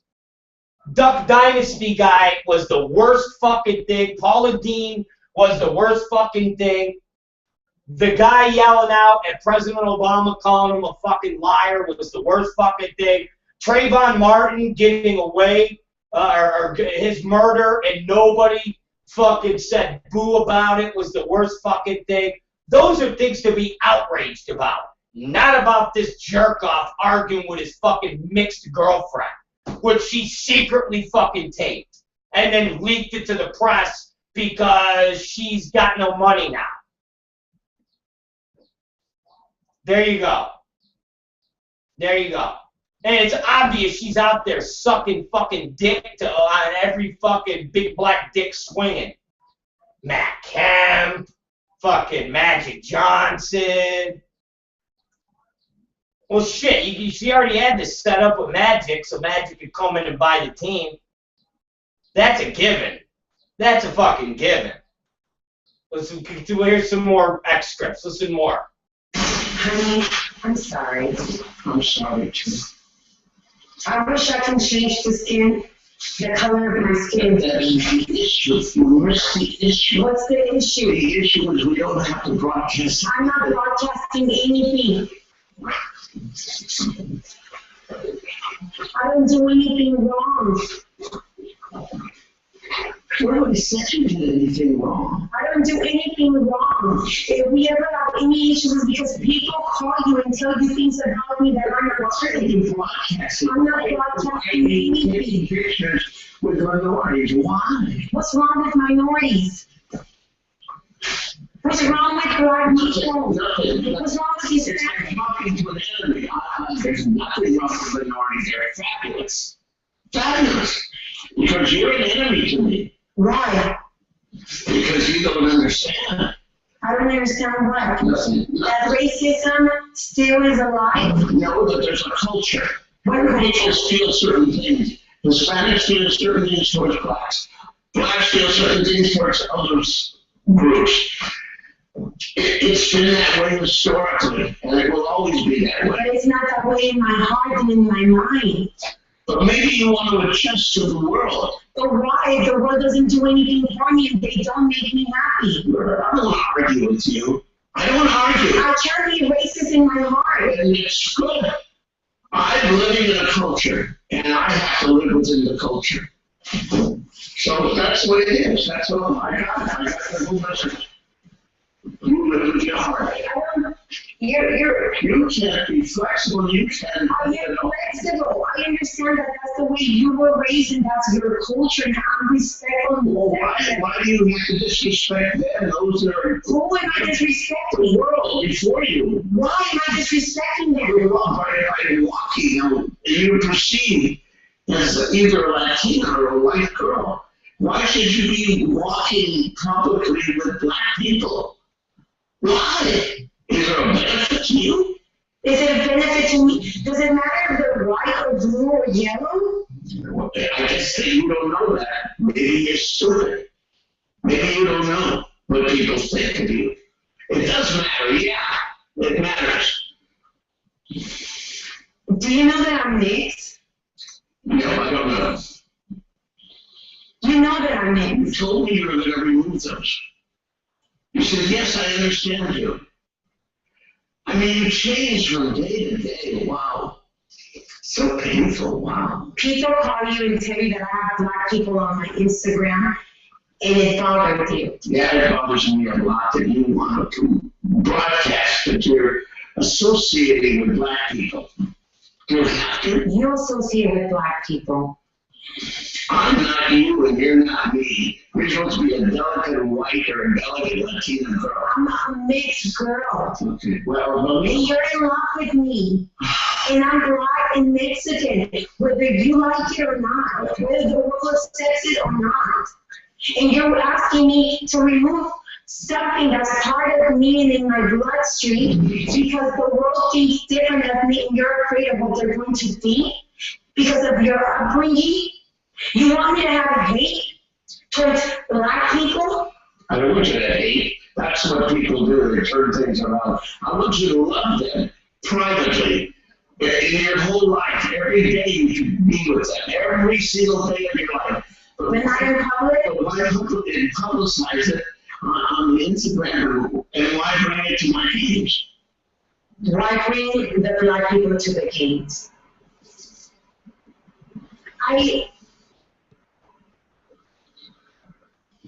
I really don't want to discuss anymore. It's over. I don't want to talk about it. I'm sorry that you feel that way. I feel that way so strongly. Again, and you know what I find amusing when she says, because you get, again, it's On the Instagram, right here. Why bring it to my games? Why bring the black people to the games? See what she says? Why bring the black people to the games? Makes it sound like he's saying, don't bring black people to the games. Why bring? It's not what he said. He said, you motherfucker, don't bring your fucking black friends that are sticking their big black dicks in your fucking pussy to the games and sit in my fucking box seats so everybody can say, hey, look at little Whitey Donald getting fucking a big old fuck you from his fucking girlfriend who's taking big black dick up her fucking ass. That's what the guy, again, for people to be outraged, to listen to an insecure white old man talk to his mixed girlfriend about big black cock, and everybody is so outraged over this, but nobody was outraged over Trayvon Martin. It's just fucking perplexing. But I wish everybody would be this upset about Trayvon. Seriously, why weren't people this upset about Trayvon Martin? Why weren't people this upset about fucking the Duck Dynasty guy? The Duck Dynasty guy, you had a little outrage, and then a bunch of fucking white people said, don't you boycott our white hero, and then everybody backed down. Everybody backed down. And now I can go into any store in America and buy Duck racist dynasty stuff. If you're going to clean up racism, I would expect everybody to do it unilaterally amongst everything. Telling you, that's why President Obama didn't get involved in any more than saying, this is a microcosm of what goes on in our society. And I could give you a 99 fucking examples of racism that is far more intense and far more prevalent and far more impacting than what you all are crying about. President Obama goes through it every day, okay? And what does he do? He brushes it off his shoulder and kicks ass and makes our country better. And everybody's getting upset over the white old guy and the half-black, half-Mexican cat girl. This is the outrage. I'm telling you, that's what President Obama's in fucking China. He's in Malaysia. He's talking about fucking the Ukraine. He's talking about real shit. And they're like, President, how do you feel about Donald? He's just like, well, ignorant people are going to say ignorant things. You just let them say that, and it speaks for itself. But that's just a microcosm of what racism is in America and around the world. And the fact that we have to deal with it, and we still have to deal with it, that's basically, it's like, dude, guys, fuck off.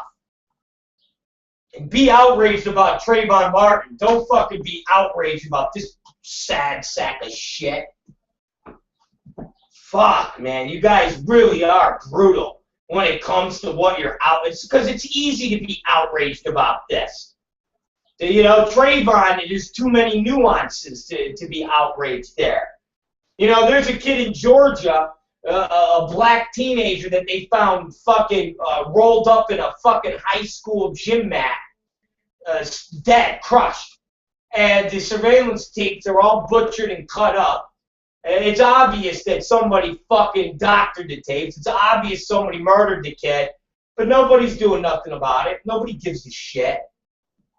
Think about all the black people that are in prison that are there because of the color of their skin. Nobody gives a shit. But this is what all the news outlets and listen, tell Magic Johnson to be outraged about Trayvon Martin. Where was fucking Shaquille O'Neal? Go in the fucking papers and you find me all the comments that were made about Trayvon Martin's fucking shooting from Magic Johnson, Shaquille O'Neal, Michael Jordan, Snoop Dogg. Find me those comments. Find me them. I guarantee you that Magic Johnson and the whole group of the righteous black men have said 10 times more things about Donald Sterling than they did about the Trayvon Martin case. You want to bet? Find me all the comments that Michael Jordan and Magic Johnson talked about, the Duck Dynasty comments. Find me all the comments they made about Paula Deen.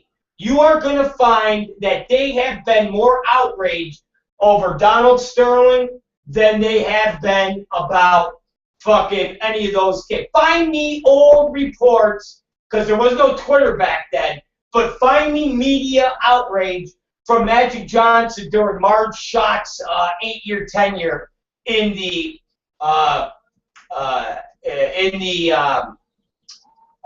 baseball. Yeah, you didn't even hear outrage from fucking Eric Davis and fucking Dave Parker. They even got pictures of her hugging Dave Parker and Eric Davis. And they brushed it off like it's Marge. She's just an old fucking, just an old, gruff, nasty woman who pays us millions of dollars, and we're her $1 million niggers. So what do you want from us? That's who she is. Where is the outrage about all the other racist shit that either goes on today or has gone on today from Magic Johnson and all of them about Trayvon Martin, Duck Dynasty, and Paula Deen? Tell you, on tonight's show, between now and tonight's show, I'm going to have our research team, which is Tom Byron, I'm going to have him go through and find all the public comments from Magic Johnson and how outraged he was about Duck Dynasty and how outraged he was that Trayvon Martin. I bet you Magic Johnson didn't even fucking say a word about Trayvon Martin. And if he did, I bet it was one thing. Guarantee you, Magic Johnson was not. I listened to these Donald Sterling tapes, and the only thing he said about Magic Johnson was, told the girl, don't bring Magic Johnson to my game. That's it. And if you hear Magic Johnson, it would be like he called Magic Johnson a jungle monkey, Munyan, watermelon lips. You would hear that nothing. I'm still trying to hear where he ran down Magic Johnson so much that has Magic Johnson outraged. There's a little black boy who's been dead now for, I don't know, a year, 2 years, who got killed because he had a bag of Skittles. And I have not heard Magic Johnson ever talk in a way about the Trayvon Martin murder that he has about this Donald Sterling issue. Why? Because Magic Johnson's in line to buy the team. I mean, let's think about this, guys. Magic Johnson desperately wants to buy a basketball team. The Buss family told him to fuck off a billion times. He's with the investors who own the Dodgers. And now you have an incident where you have a white dude who is bigoted and is screaming about black people privately to his black and Mexican girlfriend. He mentions Magic Johnson's name, and now you have an uproar, and you actually have people say that Donald Sterling should be forced to sell the team. And now you have Magic Johnson in line to say, well, guess what, everybody? You know what would make all of this better is if Donald Sterling was forced to sell his team to Magic Johnson. And you get everybody to go, yep, that's the way to go. It's a big power grab. That's it. That's all it is. It's a power grab. So Magic Johnson can finally own a fucking basketball team. That's it. That is it. A big power grab. Which is fine to me under different circumstances. If Magic Johnson was consistent in his outrage over racism. But he's not. He's not consistent over his outrage of racism. He's not. He's fucking not, and you all know it. Okay? He was nowhere outraged over Trayvon Martin.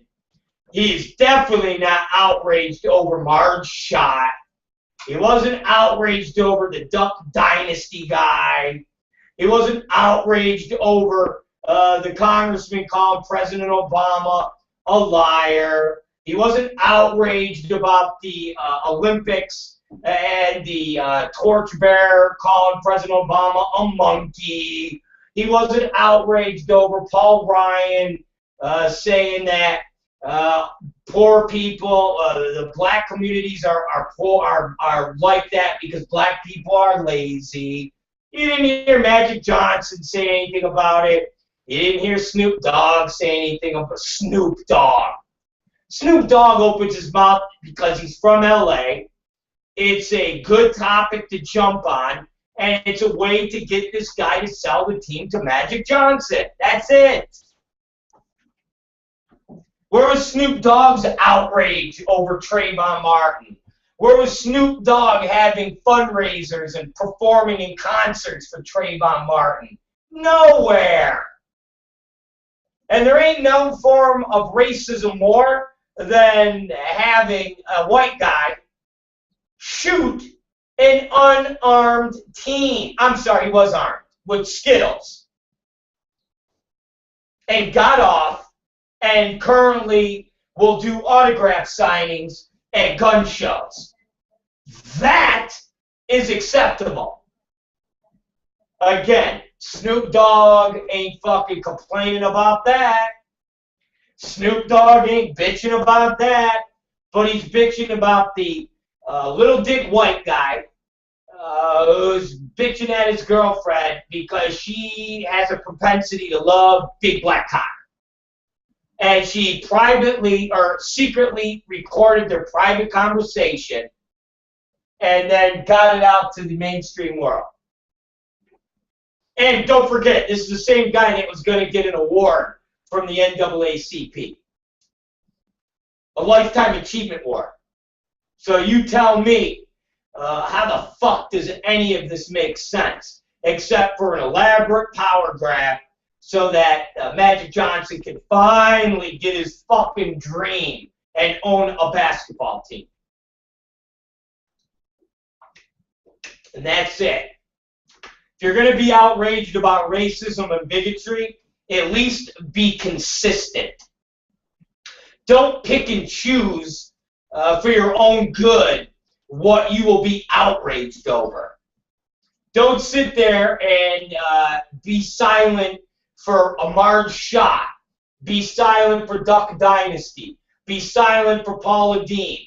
Be silent for Trayvon Martin. But now you're fucking outraged for Donald Sterling. Oh. Get a fucking grip, man. Get a fucking grip, because you guys are inconsistent. Completely inconsistent of your outrage. I'm outraged at every single one of the instances. There's nobody more outraged over Trayvon Martin than me and Duck Dynasty. How Duck Dynasty did not go off the air for the things he said was perplexing to me. Completely fucking perplexing. How Duck Dynasty did not go off the goddamn air for what he said was incredible. Okay?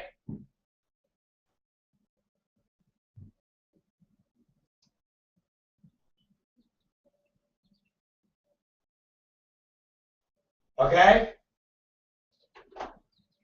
Do you understand that? Do you understand? And let's listen to the final tape of a pleading white man with a little tiny pee-pee who is asking his girlfriend not to fuck big black cock anymore. So, hold on. I let you feel that way. I feel that way so strongly, and it may even cause our relationship to just break apart. And if it does, it does. It's better to break apart now than to break apart later. I'm sorry that you still have people around you that are full of racism and hate in their heart. I'm sorry that you're still racist in your heart. I'm sorry that you live in a world that's still... How about your whole life? Every day. You can do whatever you want. You can sleep with him, you can bring him in, you can do whatever you want. The little I ask you is not to promote it on that and not to bring it to my games. I don't bring anyone to the games. Okay, then. There's nothing to argue about. I know. Okay, we got a big problem here. I really don't feel like going anywhere. I don't feel like going to Europe. I don't feel like the storm will go. I just, we gotta pay it.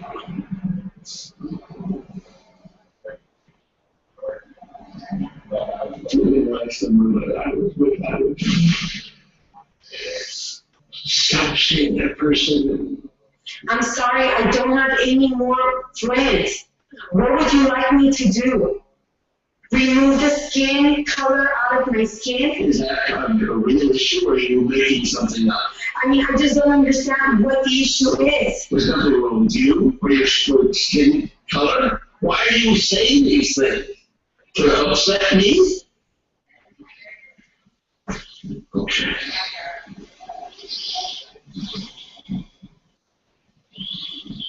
Sweetie, I'm sorry. I'm so sorry too. We made a giant mistake, both of us.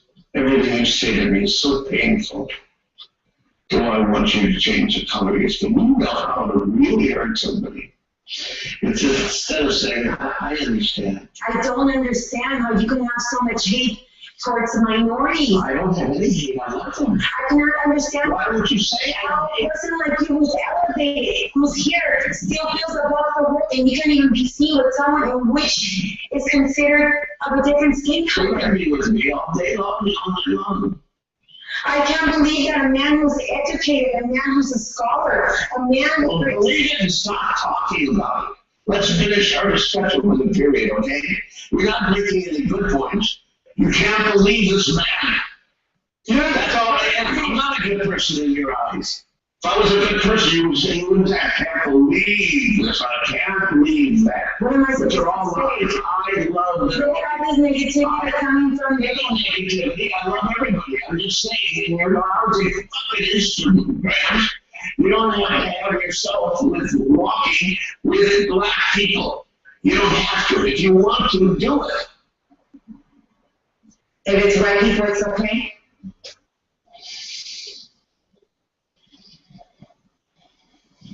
If it was Larry Bird, would it have made a difference?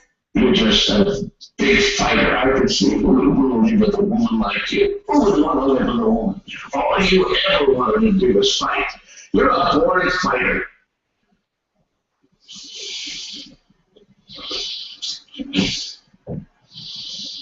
I'm sorry that you're mad. With a worse mouth. Why are you so angry? Honey, what's wrong?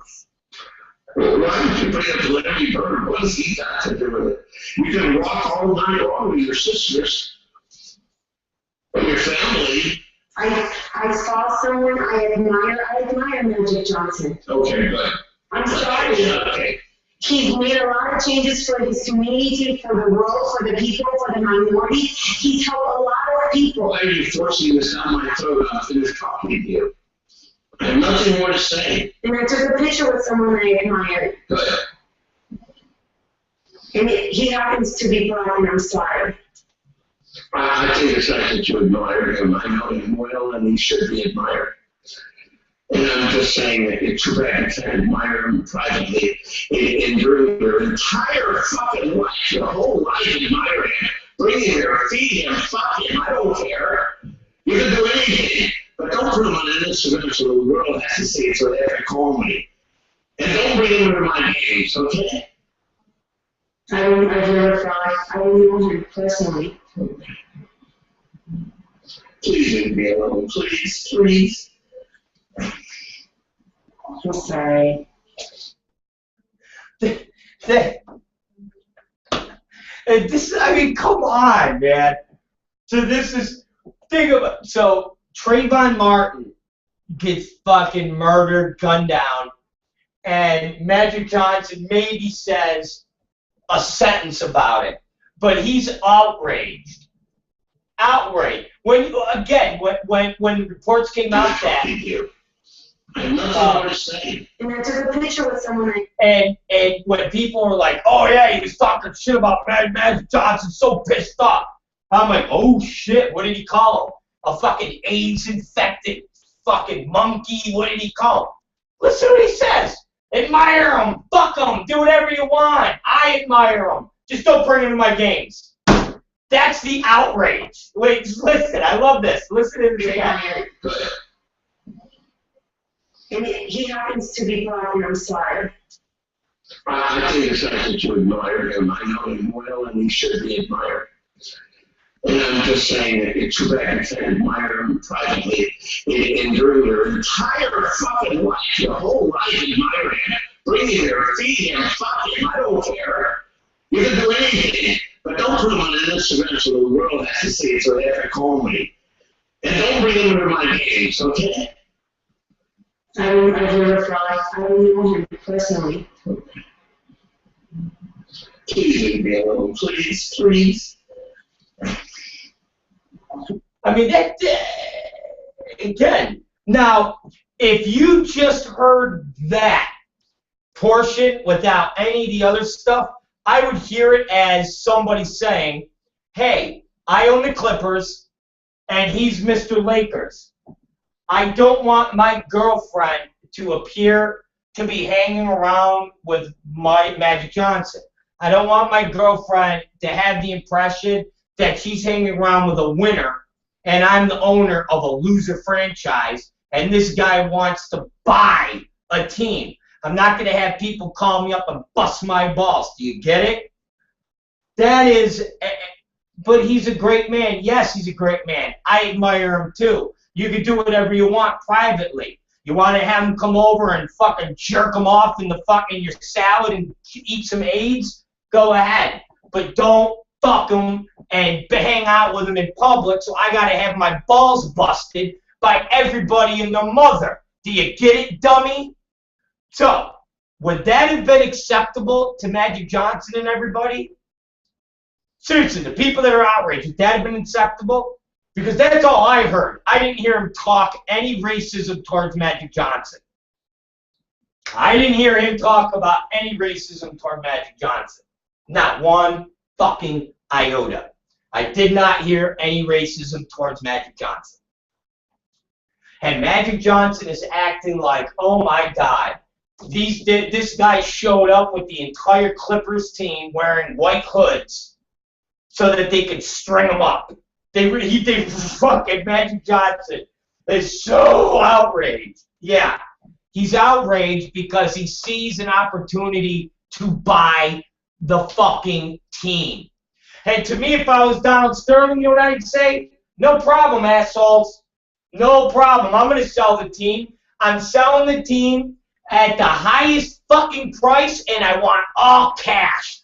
Fuck you. I would torture these motherfuckers. I'd be like, oh, you want me to be forced up? I would fucking do it on the most hellacious terms. I'd say, no problem. My franchise, it's $1 billion. How much is the Lakers worth? Okay, that's what I want. And I'm not taking payment. So you and your fucking Dodgers buddy, go get all the cash. Okay, get all the cash. And I ain't giving you payments. I ain't doing nothing. No problem. You ain't getting a cheap deal, nothing. Fuck you. Pay me. Give me all my money. Oh, fuck yeah. Fuck yeah. I'd shove it up all their asses then. Fucking magic. I'm telling you guys, if this is not a business grab, I don't know what is. Again, there is so much racism in our country for people to be outraged about, and the fact that you're outraged over fucking basketball. I heard Charles Barkley was that fucking moron. He's outraged. What was Charles Barkley outraged on Trayvon Martin? Tell you, I'm just gonna keep going back to Trayvon Martin and Duck Dynasty because those are the two most recent racism instances that we've had that the people have gotten off scot-free. And you haven't heard the outrage from anybody in this fucking group that are going off on this basketball incident. Seriously. Trayvon Martin and Duck Dynasty are the two most recent fucking instances of real racism in this country where the people involved got off with nothing more than a, it's all right, don't worry about it. They got off, and you never heard Charles Barkley. I guarantee you Charles Barkley never commented on the Duck Dynasty guy. And if he did it one time. Well, was Charles Barkley going for boycotts for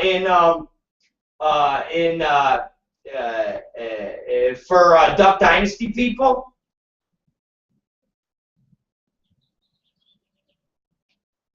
Seriously.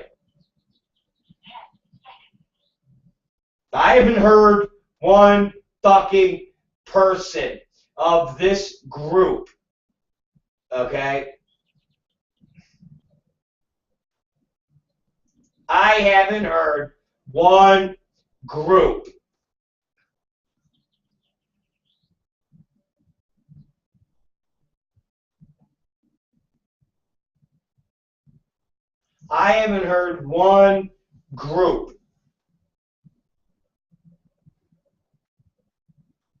that has been in this NBA uproar and were outraged. Yeah, you even had the where?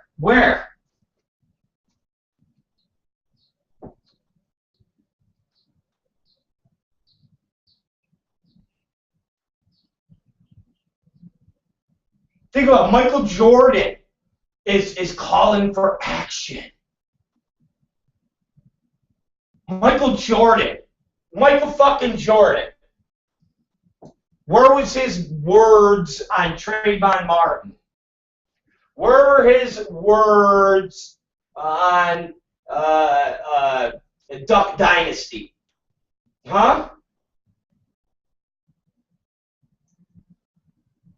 Where's that?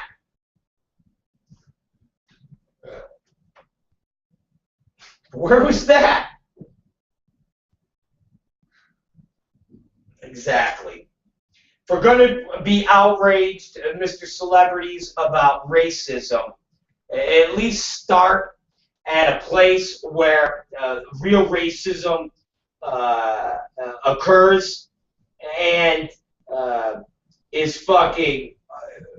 is in your face. And a private conversation between a guy and a girl, and it's a bigoted white guy with a little peepee being upset because his half black, half Mexican girlfriend loves big black cock. Let's not start there as this outrage. Let's all be upset, and let's say, all right, bro, you're going to have to pay a fine, and you're going to get suspended for a year, like Marge Schott. We'll even go as far as to suspend you like they did Marge Schott, but let's keep all of our fake outrage for ourselves, which is fake bullshit outrage. Because there was not, literally this was on every channel, okay? And Trayvon Martin, his murderer got away, and it was reported, and basically it was kept quiet. Why? Because if it was publicized, people were afraid that the colored folk, as they like to call them, the colored folk, would basically burn Florida down. Like when the police officers in the L.A. Rodney King beating case got off, and Los Angeles was succumbing riots, and basically had the city almost get burnt to the ground. So anytime there is a issue, it is now silent. Can't be outraged. Because everybody's afraid of what will happen. But this type of shit, everybody can be outraged because it's basketball. It's a game. It's stupid. It's meaningless. And everybody can get on the bandwagon and have a comment because it's just a fucking jerk-off game. Something that doesn't matter. But Trayvon Martin actually mattered because it was an issue about police corruption and about their racism in Florida. It's about gun violence and the fact that any asshole with a security guard credential can buy a handgun. It was about all of these things that are real issues in our society that nobody wants to talk about. So in turn, it gets swept under the rug, and people like Charles Barkley and Michael Jordan don't say anything because as much as they want to call Donald Sterling a racist, they totally understand what he's saying when he's telling his little white, his little Mexican black girl, we live in a culture. And in this culture, she goes, why can't we change it? Why can't we be the ones to change it? And Sterling's going, because you can't. And I'm not going to get involved in trying to change a culture. Basically what Sterling's saying is, hey, I do business with people that bust balls, that I have a girl that's Mexican and black who loves to hang around with black guys and fucking say shit to me about getting fucked with big black cock. And I don't need to be ostracized from certain business deals or certain things because people will say that my girlfriend is a nigger lover. That's why. And Magic and Michael Jordan and Charles Barkley and all of them know this to be true because that's why they never chime in on real political issues of racism because they know that the white man that they have to deal with will basically give them a pink slip and go, hey, Charles, yeah, you're causing too much uproar, and we're firing you. And he knows that he can't be political. Michael Jordan knows he can't be political. Magic Johnson knows he can't be political.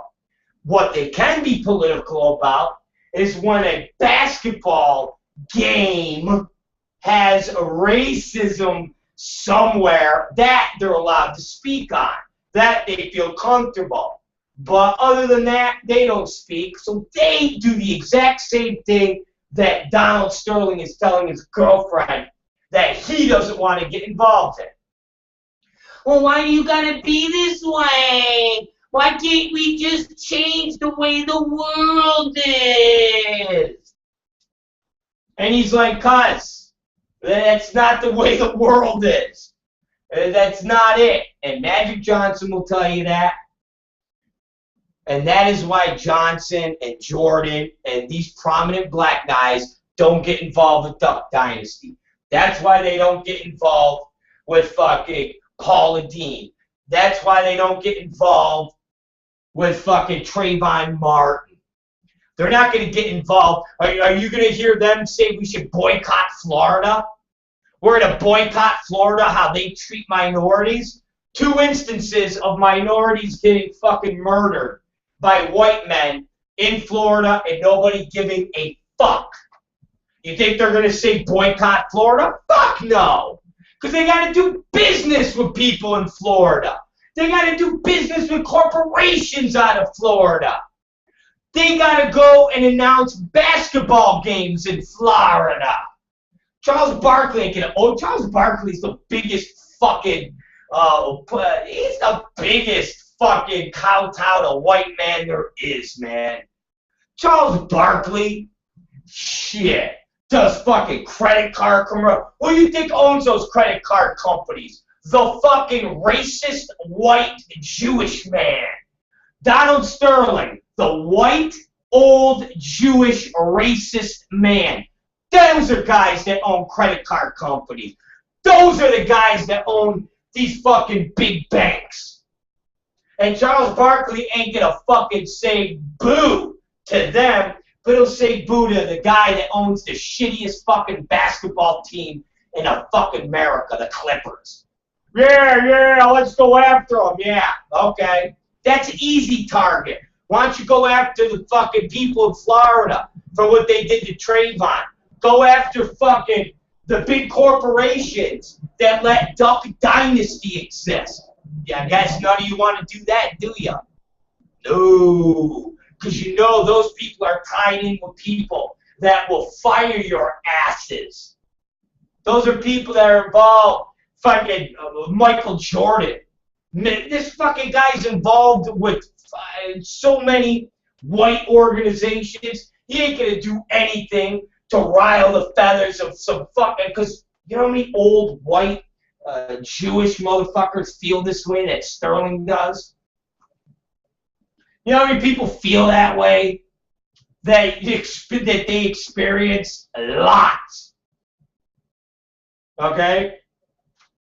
So they ain't gonna fucking talk about Duck Dynasty. They ain't gonna talk about Trayvon Martin. They ain't gonna talk about Paula Dean, because that would fuck their business up. It doesn't fuck their business up to talk about Donald Sterling. It helps business because it can help them get Michael fucking or Magic Johnson a team. Do you ever hear Magic Johnson ever talking about anything political? Sure, he'll help the inner city. He builds some Starbucks. He builds some property. Throws him a fucking job or two. You don't hear Magic Johnson involved in real politics. You don't hear Magic Johnson up there like Reverend Al Sharpton chiming for the black man saying how there's racism. Well, why? Because Magic Johnson has to deal with the fucking white people that promote racism. He has to deal with these fucking people. And he knows he has to pick and choose who he's going to shit on, because if he shits on the wrong people, they'll fucking cut his balls off. Same thing with Charles Barkley. Same thing with Snoop Lion. Snoop Lion running his mouth. Okay, well, Snoop Lion, where were you with Trayvon Martin? Where are you today with the fucking Duck Dynasty guys? Where are you with the people that call President Obama the most hellacious names, and they're in fucking Congress? How about this? The guy Bundy, the guy, the welfare cattle queen, okay? He made some of the most racist statements about black people, and guess what? There's a handful of guys and women in the Congress that stood by him. Why isn't Magic Johnson and them coming out against them? And that guy's talking about how black people should be picking cotton.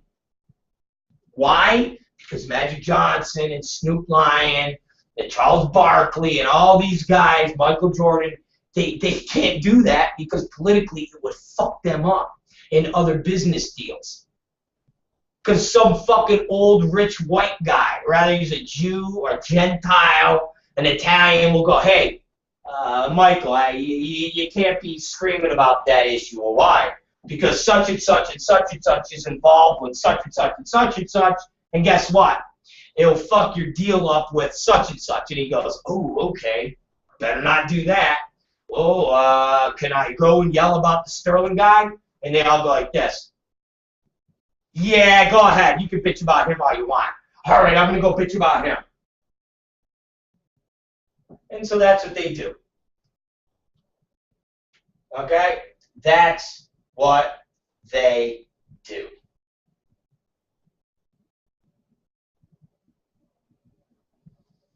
That's what they do. That is the society we will live in when you have African American leaders for their community staying silent on some issues and being outspoken on others. And the issues that they're outspoken on are so incredibly retarded that the outcome. Think about this. They put pressure on Donald Sterling and the NBA. And what's the best possible scenario? Think about what's the best possible scenario and how does it affect, and this is how we're going to close. And I want you guys to think about this before, and then I'm going to take a break for a minute and then get ready for news that we can use. Think about this, and you tell me how this matters in the grand scheme of things. What is the best outcome? And how does it benefit the African American people at large in society with the Donald Sterling issue? So everybody gets mad at Donald Sterling. They force him to sell the team, and Magic Johnson buys it. And now Magic Johnson owns the Clippers. There's one case scenario. At the end of the day, everybody gets crazy on the Sterling issue, and the NBA finds him and smacks him up and says, you got to pay $1 million or $2 million fine, and you're banned for a year. And then that's the outcome. How does both those scenarios benefit the American black people in large? Think about that. Think about that. You have a Supreme Court that struck down a ruling of affirmative action, where basically there is no affirmative action. There is no helping the minorities get a little leg up because of their minority, because they've been persecuted for all these years. Supreme Court basically said, no, fuck you. You're poor and black, and someone wants you to give a little extra push to help you get into a good school, fuck you. If you're white and rich, and you have family members who went to that school, and you have a legacy, that's all right. So if I am applying to Harvard, and my great-grandfather went to Harvard, Harvard will give me an extra couple points of getting in there because they'll say, well, his grandfather was an alumni. That's got to have some extra, special attention. That's all right. But if you're a minority and you're a poor black kid from fucking Compton and you struggled all your academic life to get into fucking college, and you get into fucking, you get on the verge of getting into Harvard, and you're there, and you're almost in, and if Harvard says, you know what, let's give this kid an extra bump, just because he's black and he struggled all his life, let's give him a little extra consideration. Nope, that's against the law, according to now the Supreme Court, a Republican conservative Supreme Court. That, motherfuckers, is shit that matters in our world. And Donald Sterling and a fucking basketball team and getting penalized ain't gonna make a fucking ounce of difference to any black fucking person or minority in this country ever. The only thing it's gonna make a difference to is the stupid motherfuckers that live in Los Angeles who like to go to the fucking Clippers games. And this time next year they'll have a new owner and a better team. Woo-wee! The Lakers starting to suck. Kobe's gonna be out of there, so they'll become the Clippers, and the Clippers will become the Lakers. Woo!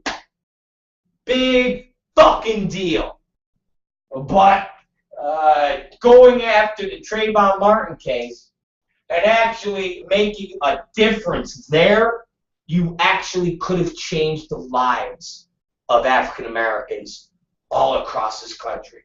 The Duck Dynasty guy, if that motherfucker would have been fired from television, their fucking TV show went by the wayside, and A&E would have been forced to fucking basically give that revenue stream up, you know what? That would have been a victory for African Americans all over the United States, because guess what? You would have a network and you would have a corporate entity be thinking twice about letting a racist white southern asshole promote hating blacks and segregation was okay. That makes a difference. There ain't no making a difference by having a white rich owner get penalized in Los Angeles over a basketball team. Because if you're not a basketball fan and if you don't live in LA, who gives a fuck? If you're some black fucking kid in Florida, how does that make a difference? It doesn't. But if a huge corporation that owns one of the big networks that are on cable TV gets disciplined, guess what? You're going to see programming on TV be a little bit more reserved when it comes to having their stars talk about minorities. That affects all the minorities and or black people in this fucking world. Trayvon Martin, when you actually have a real movement and that issue about gun violence, okay? If you look up gun violence and look at the majority of the people that are affected by gun violence, it's minorities, okay? So if you actually have a real debate off of Trayvon Martin case and actually have real gun legislation that is passed, which 90% of the American people wanted it passed, but Congress shot it down, guess what? If Trayvon Martin's death would have had meaningful gun legislation and a real dialogue, then it affects everybody. Not some fucking bullshit Clippers asshole that nobody gives a fuck about. But again, you don't see Magic Johnson or any of them rallying around these issues because these issues could actually matter. These issues could actually make a difference in our society. But those issues could also fuck their businesses up. And that's what matters to them. And that is what makes them no better than Donald Sterling. It's the Rob Black Show. We're going to fucking take a break. And when we come back in about 2 minutes, you will be hearing the news that you can use. Yes, you will. And this is Salad Fingers.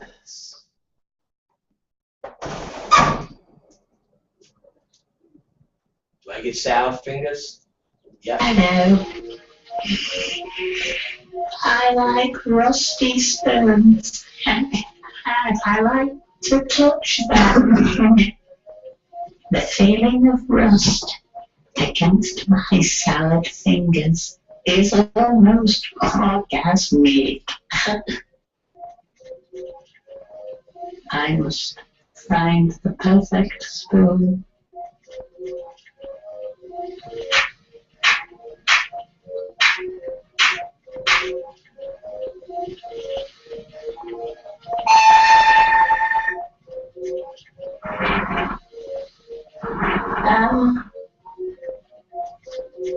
Hello there, young child. I'm here to inquire about your spoon.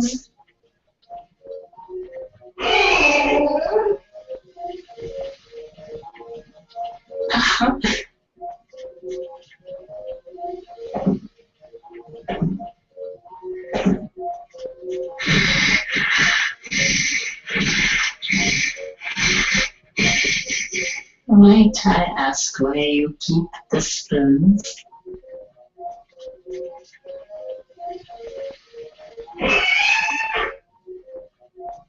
I see. Then I must leave. But first, I'd like to caress this rusty kettle. Oh.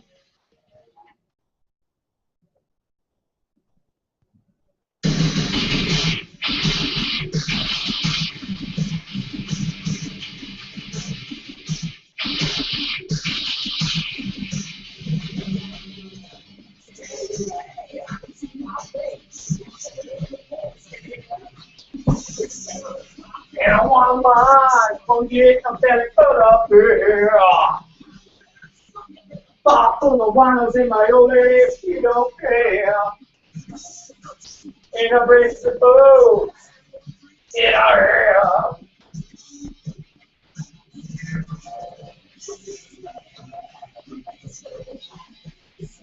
Alright guys, we're calling up the beautiful, the talented, the sexy Katie Summers. So here we go, guys. Let's call that motherfucker up. Fun time now, part of the show. No more heavy.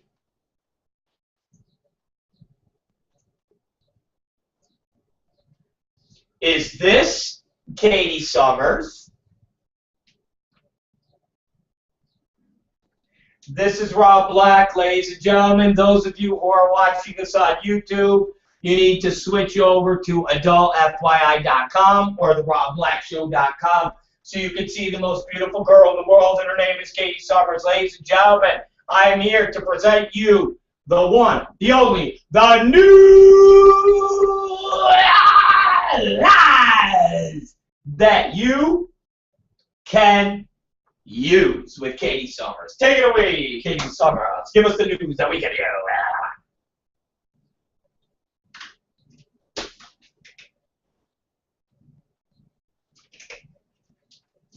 Well, you know what? It's a half happy. You know what it is?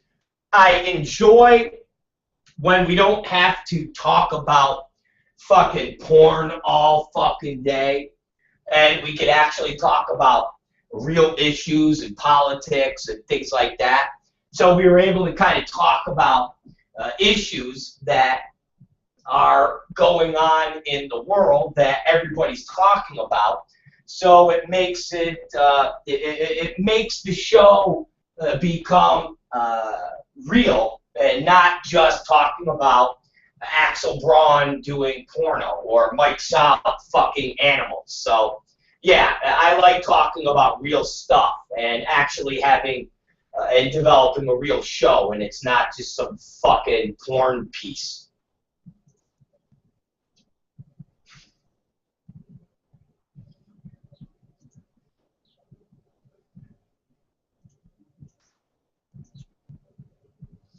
Well, thank you. Thank you very much. I think it was very poignant, and I think it was something that, you know, if you listen to it, it definitely, you know, it's very thought-provoking, I think, and, you know, we'll see. I'll probably get a lot of shit for it because people will say that I'm defending.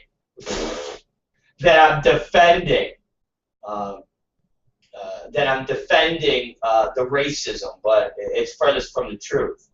So that's it.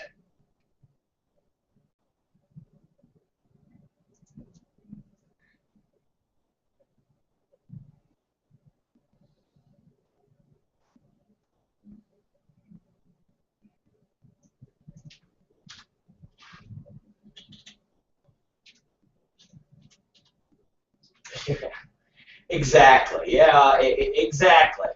I didn't even know that, but that's a great that's a great that's a great little tidbit, and I'm glad that you told me that. And you're right, though. Again, when you're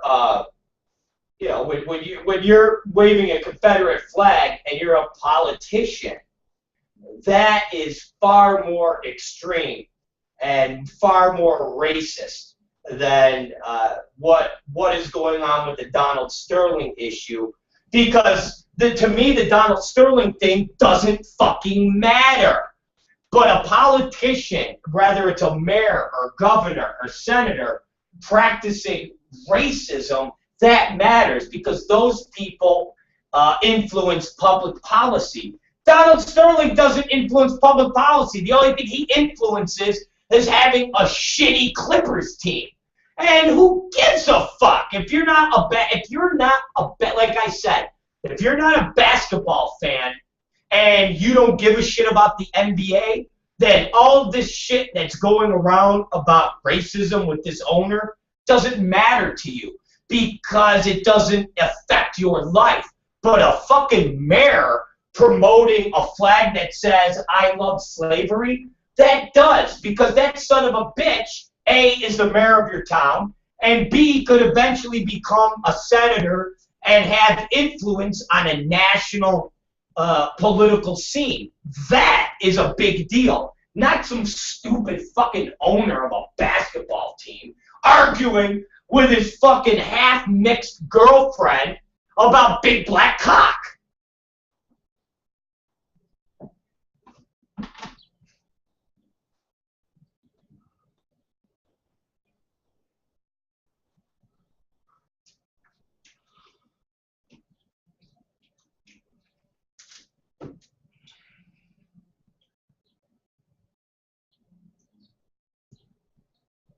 Exactly.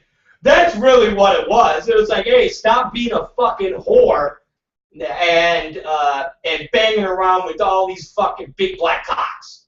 And so it's just really crazy. And like I said, there's so much real racism that affects people's lives every day, that if all of these people and all these news outlets would use that energy and go after those people, that would actually make a difference in America, not this bullshit. I think that's why President Obama basically just really gave this an offhanded, like, dude, this is a microcosm of real racism. This guy is what he is. You want to talk about racism? Let's talk about pictures of me with the bananas and call me a monkey. That's real racism.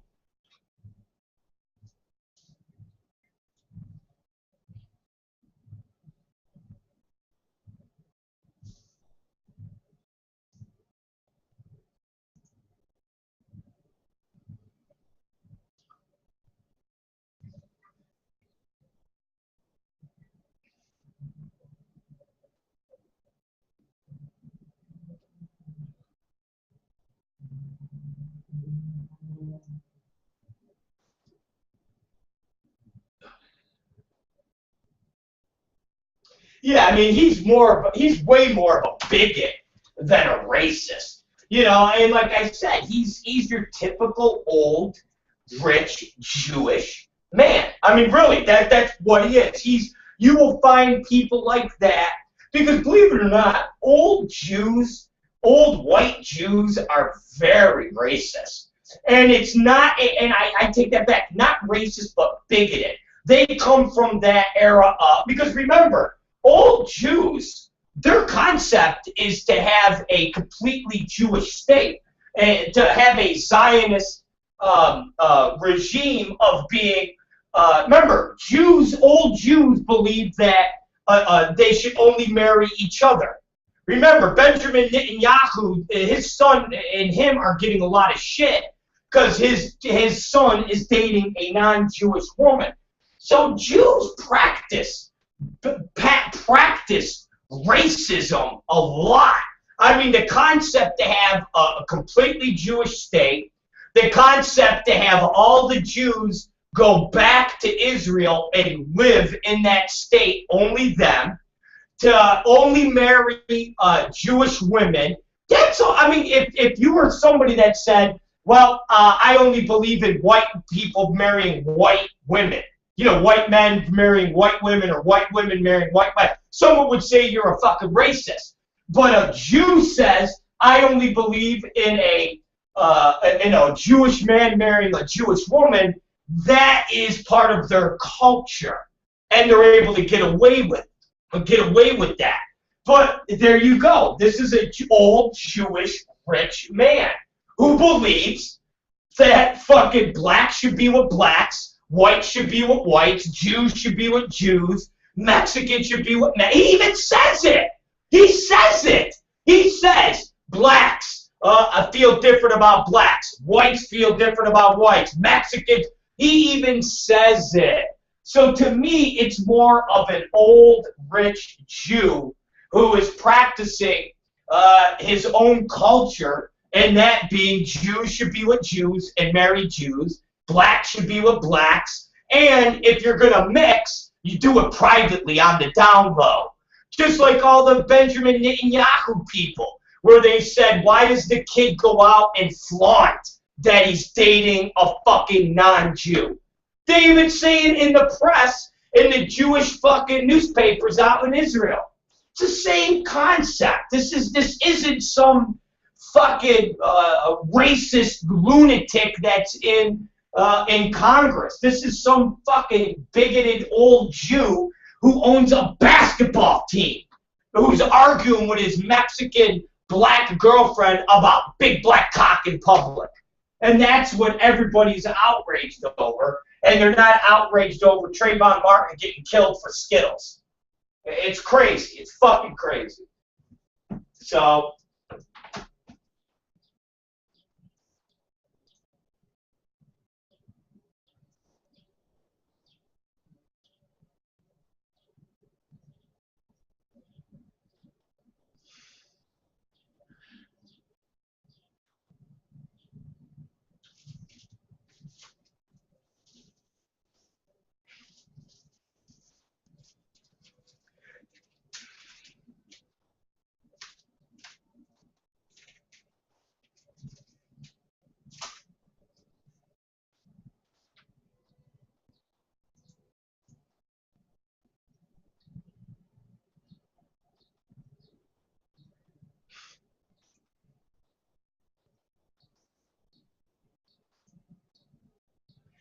Yeah, I mean, again, it's very. Katie, you're not getting any audio. So I just was told nobody's hearing you. All right, sign it off. So yeah, I mean, when he says the reference of, I give him food, it sounds horrific. But again, what he's saying is, listen, if I was a racist and I didn't like black people, I wouldn't be in a business of dealing with black people. And that was his unpolitically correct voice. Because listen, let's face it, people who are racist don't deal with black people, like Chris Rock says. There's people that are really racist that say, I'm poor and I'm starving, but I still wouldn't be you, Chris Rock, and you're rich and have a mansion, because I hate blacks that much that I wouldn't want to be black even for all the money in the world. That's a racist. Again, this guy is just a bigoted, old Jewish man who really believes in a Zionist attitude, which is all the Jews marry their own people, and they're very fucking, very conscious of what other people think, and that's about it. That's the extent of that. And again, if you're going to be outraged, go after the people that let Trayvon Martin off. Go after the people that let Duck Dynasty off. To me, that was the worst. Remember, Duck Dynasty was fucking... fucking Duck Dynasty's on TV still. I look at magazines and books that are about Duck Dynasty, and they're talking about racism and homophobia, and everybody's like, "Eh, it's all right."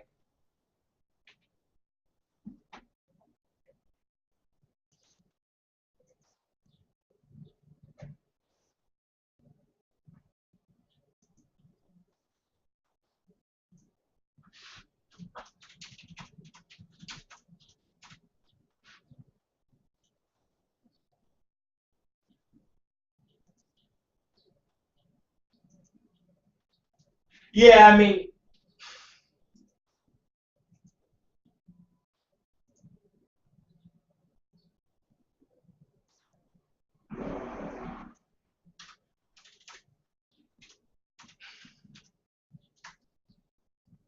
it's it's it's this thing is, like I said, this thing is more about this thing is more about basketball than it is about racism. Seriously, that's the fucked up thing. This is more about the game of basketball and the fact that a white Jewish owner was bitching about black people privately, and the game is, fucked, 60% black coaches and so forth and so on. The owners are white, and that's how it's always been. And it looks fucking retarded when a owner is talking and heard saying some fucking racist shit about black people, and the game is traditionally, black. So that is the uproar. That's why it's causing what it has, and that's why everybody's able to get involved because of this. And that's the only reason. Like I said, nobody gave two shits about Duck Dynasty, and there wasn't a black outrage anywhere. And the guy basically said that that having a separatist world, a separatist United States, and blacks living with blacks and whites living with whites was a good thing for black people. And nobody said boo about that. And that was horrific. And the guy and the TV show Duck Dynasty still thrives, still makes fucking hundreds of millions of dollars, and nobody said a goddamn word. So, if black people are going to be outraged by all of these types of comments, they need to be outraged by comments that actually affect and matter. And a fucking Clippers basketball team, who gives a fuck about? But a company like A&E and companies like Cracker Barrel and fucking Borders Books and Ralph's and Kroger's, every place that has Duck Dynasty merchandise and Duck Dynasty brand, that makes a difference. Not the LA Clippers that are shit and nobody gives a fuck about until Doc Rivers came and kind of made them good. So, give us some news we can use.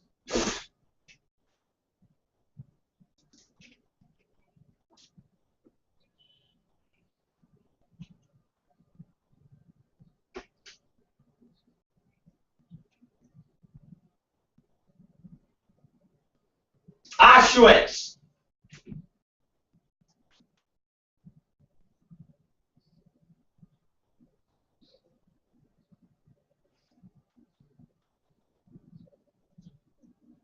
So, who goes like, who runs? Like a bunch of Jews?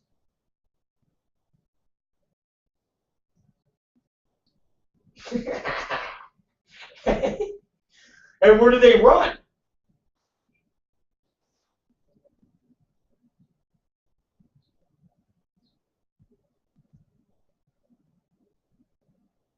So they just go and they run, and they just run over at where the over at Auschwitz. So like they like run like it's like a marathon, like they're running from the Germans.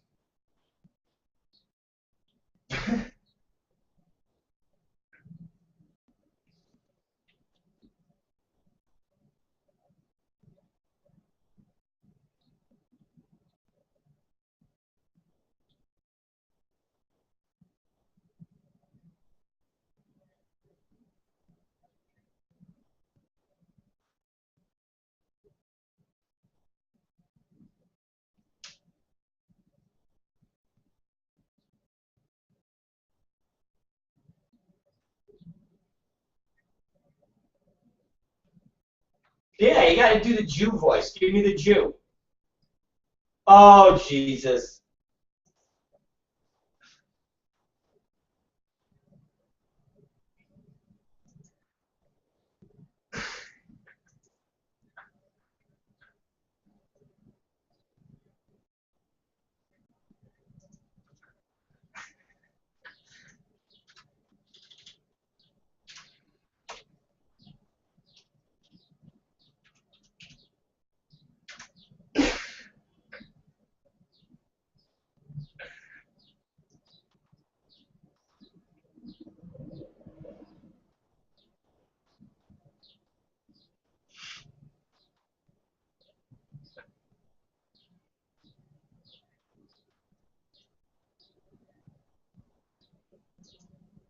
Father Jew March.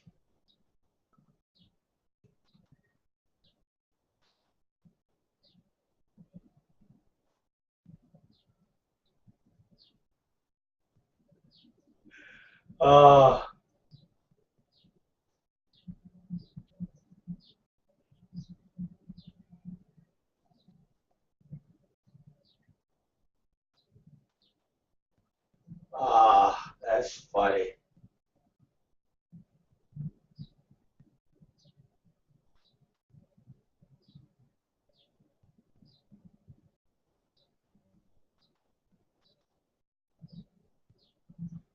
Auschwitz.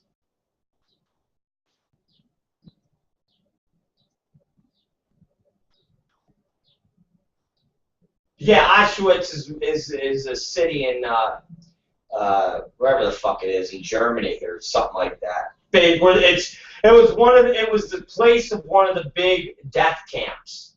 Auschwitz. That was big. Yeah. Well, you know, God bless their walk. God bless them.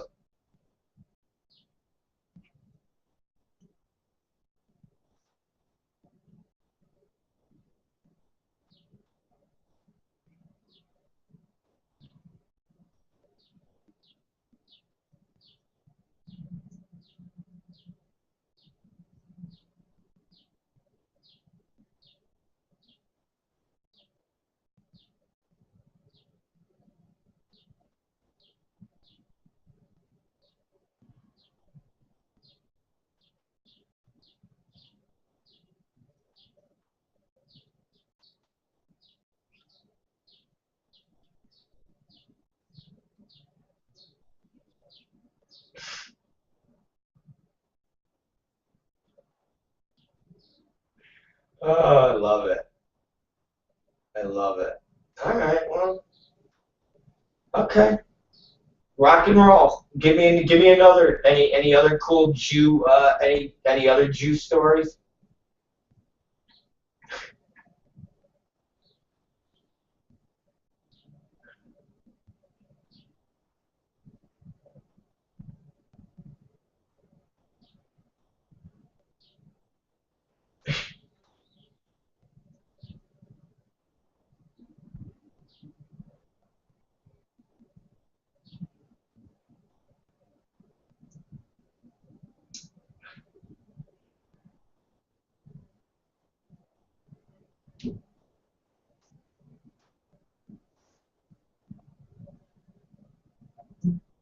I like it. It's very good.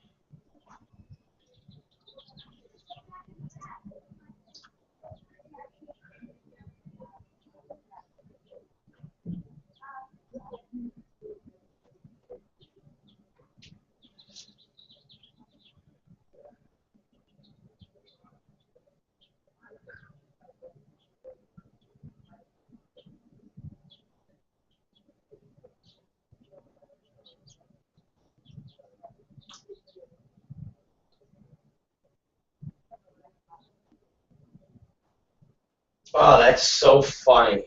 So everybody's all upset that they that they fucking that the guy kicked the kid. Who gives? How old's the kid?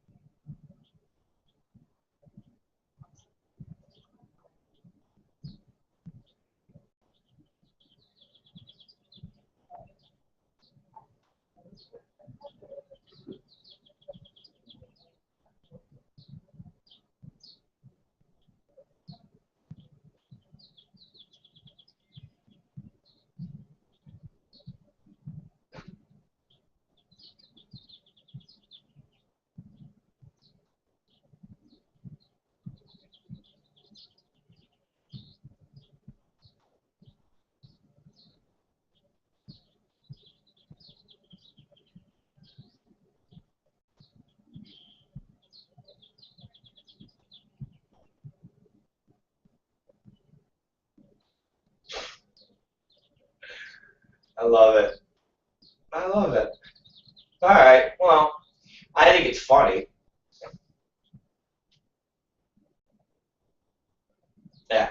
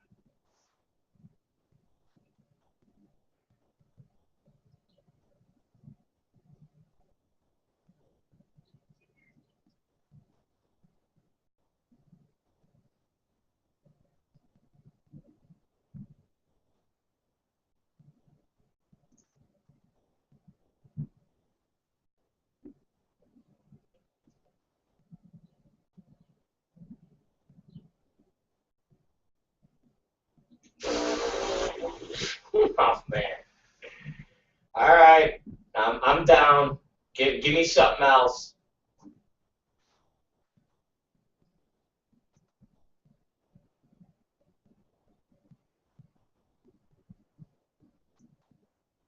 It's cute, but it's like I don't know. I don't think they did it on purpose. I think it just happened.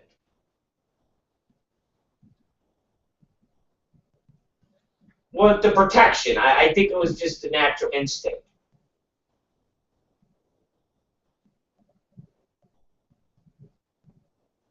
Yeah, so I don't think they had emotions. I don't think it fucking mattered to them. I think they were just doing it to do it. Yeah, exactly.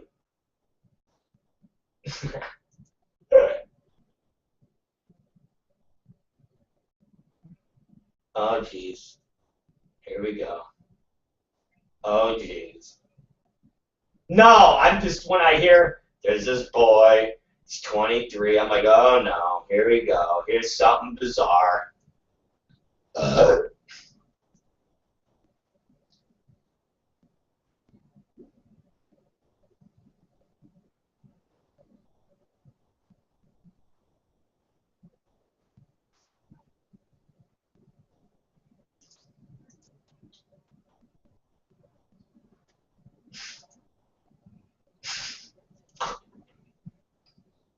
Jesus.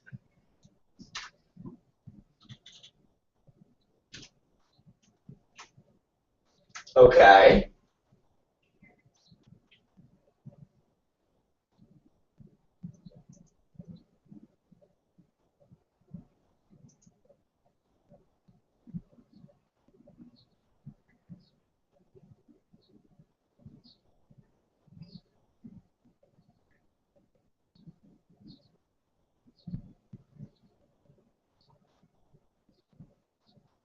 Okay.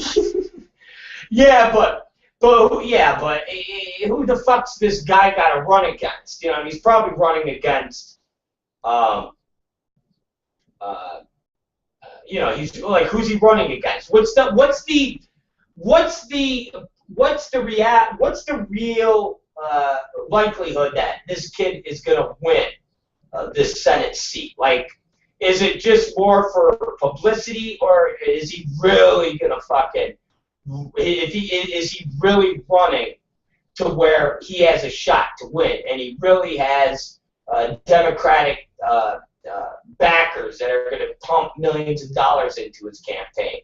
You know, or is it just some fucking, like when I ran for fucking mayor, where it's like, I'm running for mayor, but you know, you don't got no money in your campaign to do it. You're just doing it to make publicity. That's what I mean.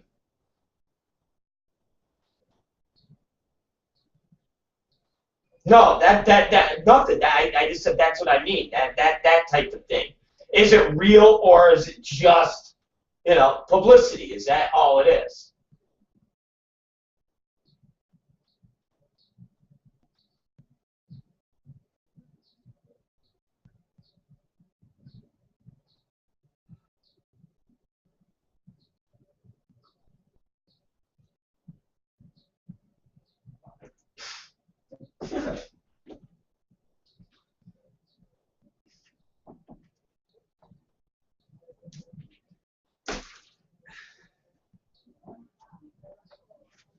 Okay.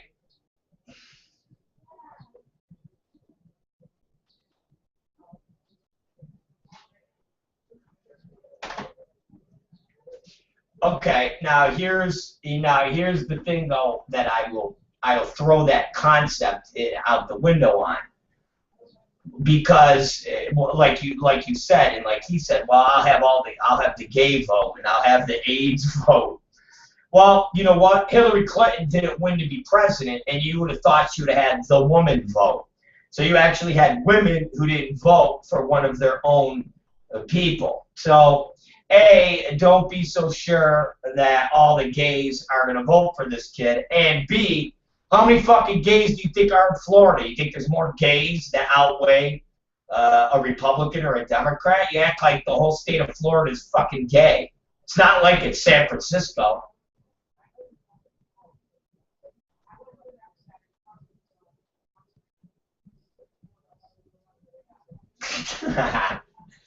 Every time I go there, I see a lot of gay people.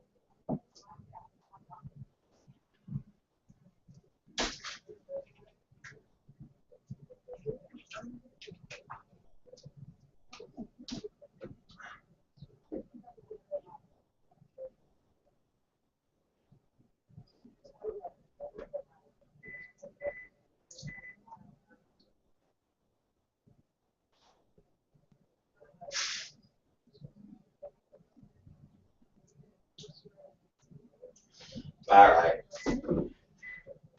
He definitely might be dead. All right, so we'll revisit the gay AIDS kid.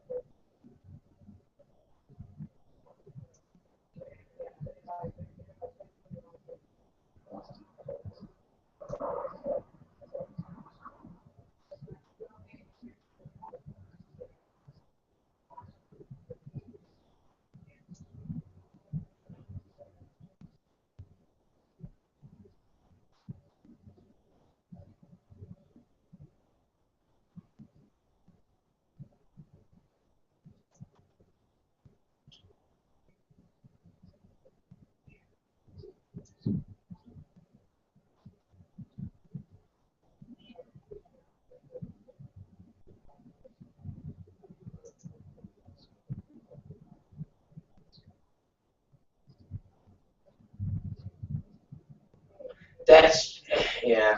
You know they're all I don't even know what to say. They're just nuts. They're uh they're fucking uh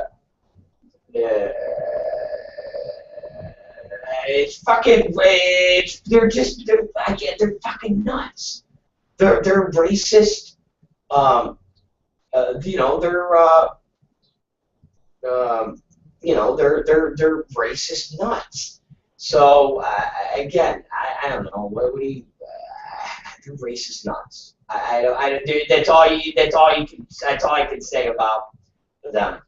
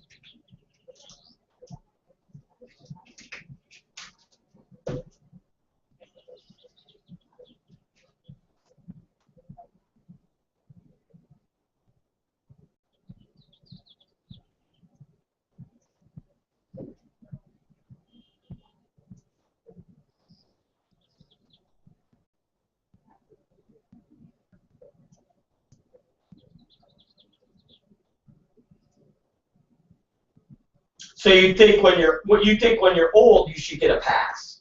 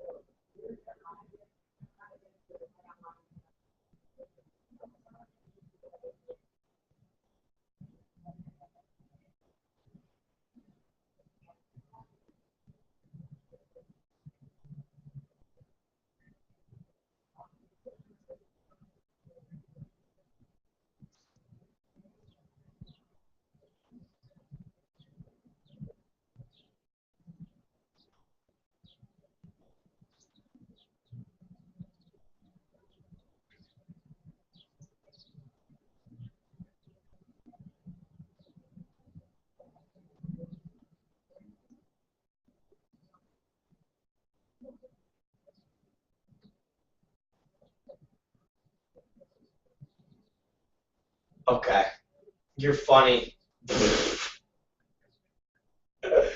You're fucking great. You're like, this is old. Just let him be old and hateful, all right? Just don't worry about it.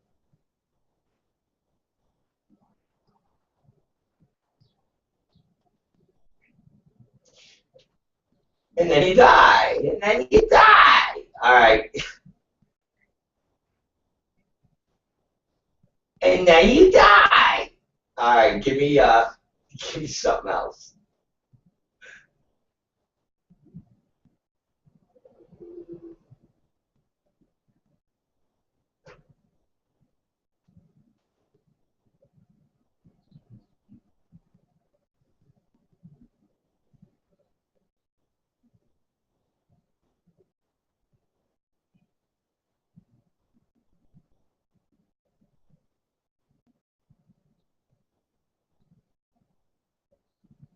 Wait. Wait. So what happened?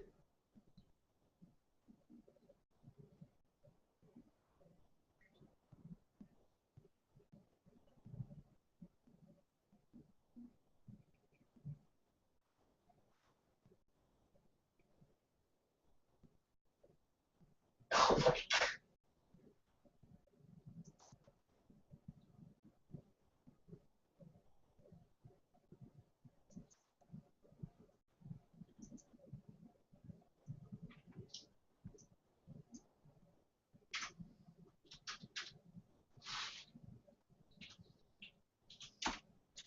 And wow, that's that's crazy. Wow. Okay, that's wow. All right, so what the fuck happened?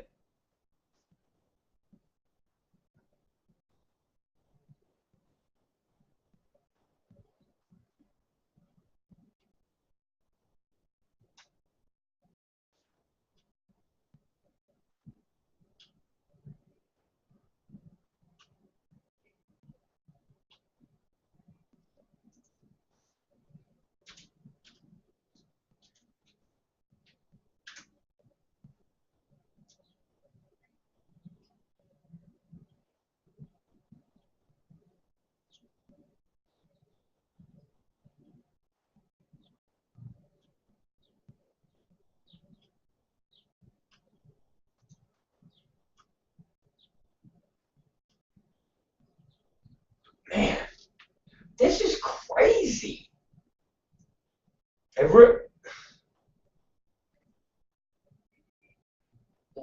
Yeah, I guess so. I guess so. I guess so. I guess, yeah, I guess. It's crazy. But Jesus, man, that's just crazy.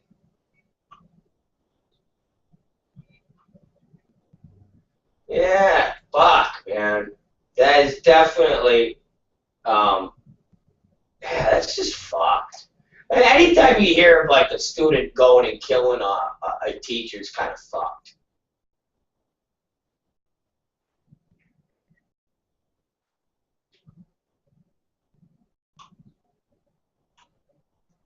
Very true. I will give you that.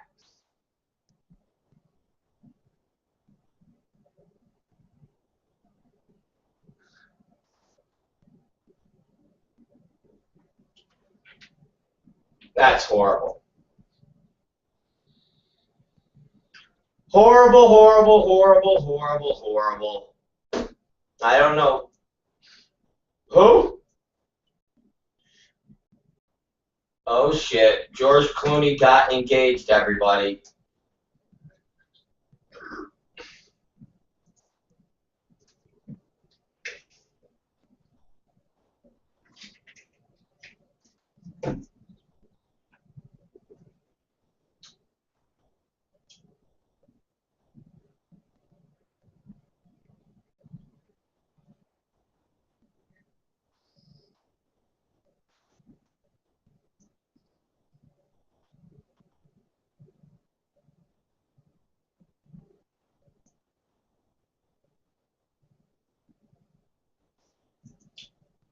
Okay.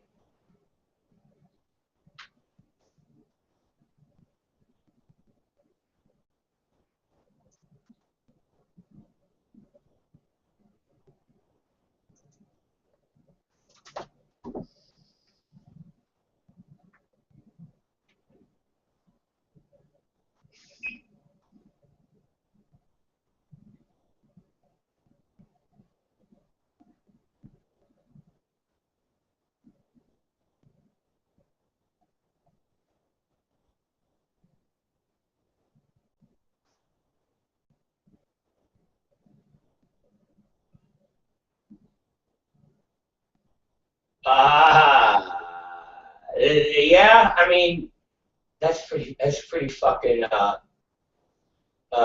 yeah, he's engaged. But think about all the pussy he's had.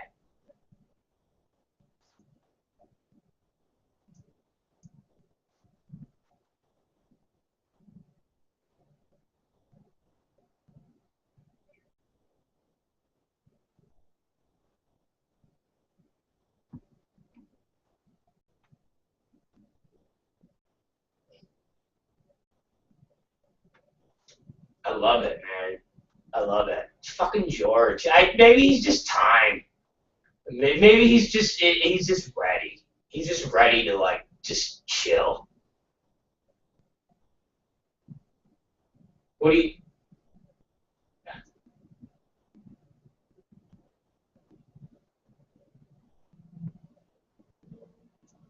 It's so funny.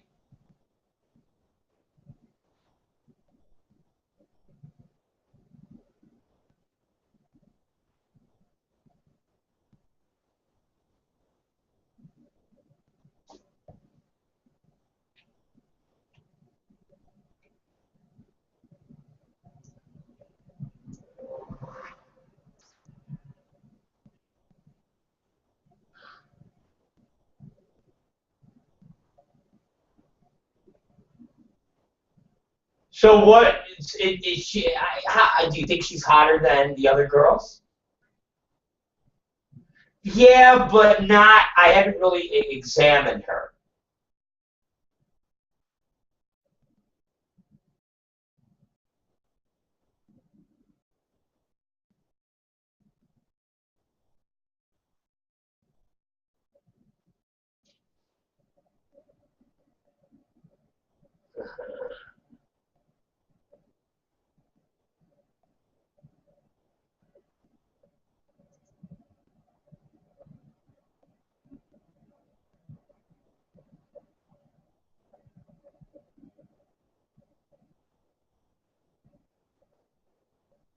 And somebody that's smart.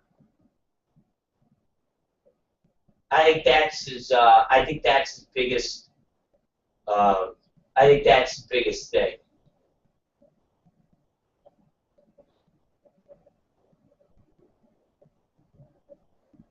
See, I don't ever remember him being married.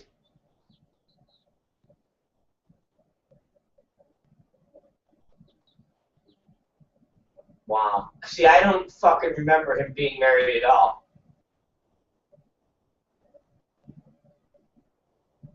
But I'm not a big George. I'm not a big George Clooney fucking mark. Ah.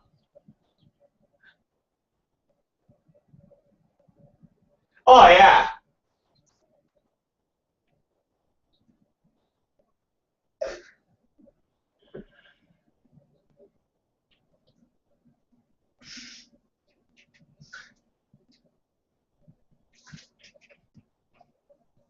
Yeah.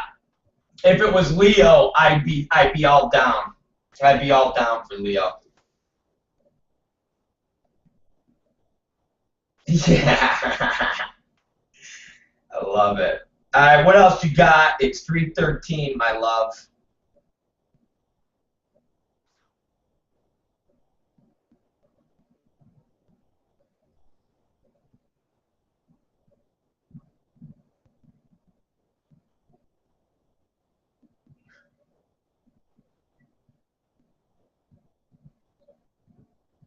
Fundraiser.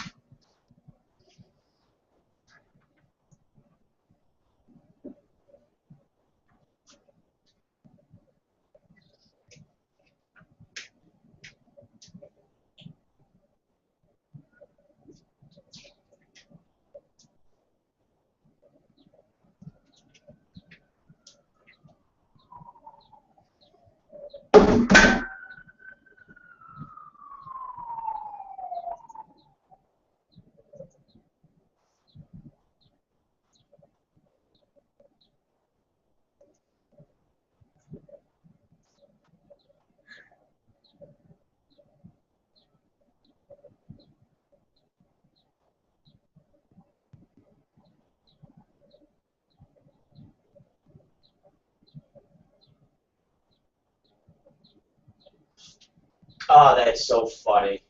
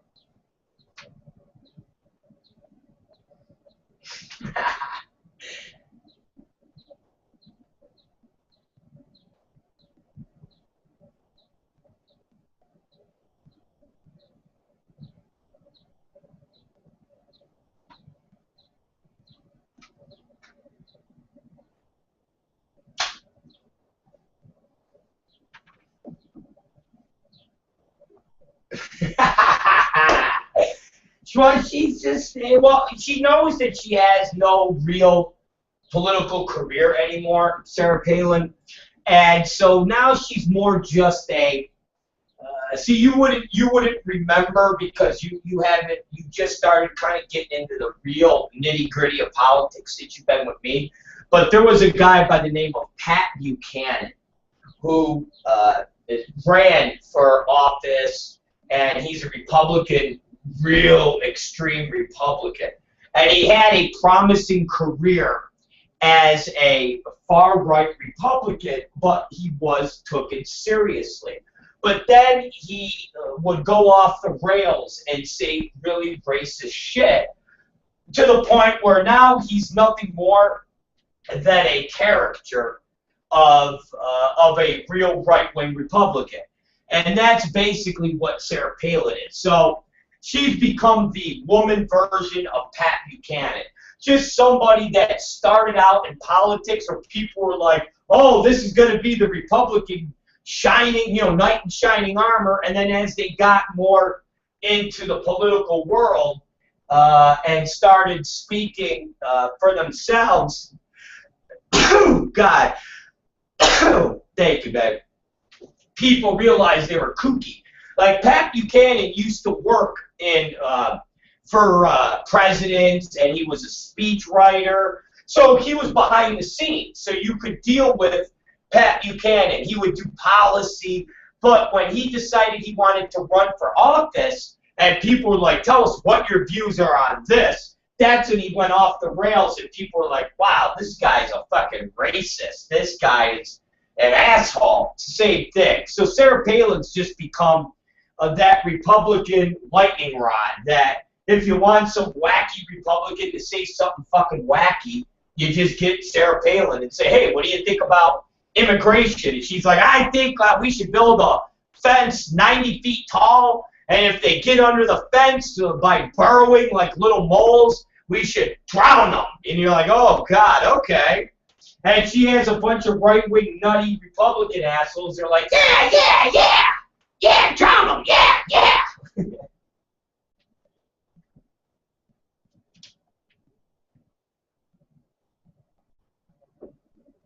Oh, they did?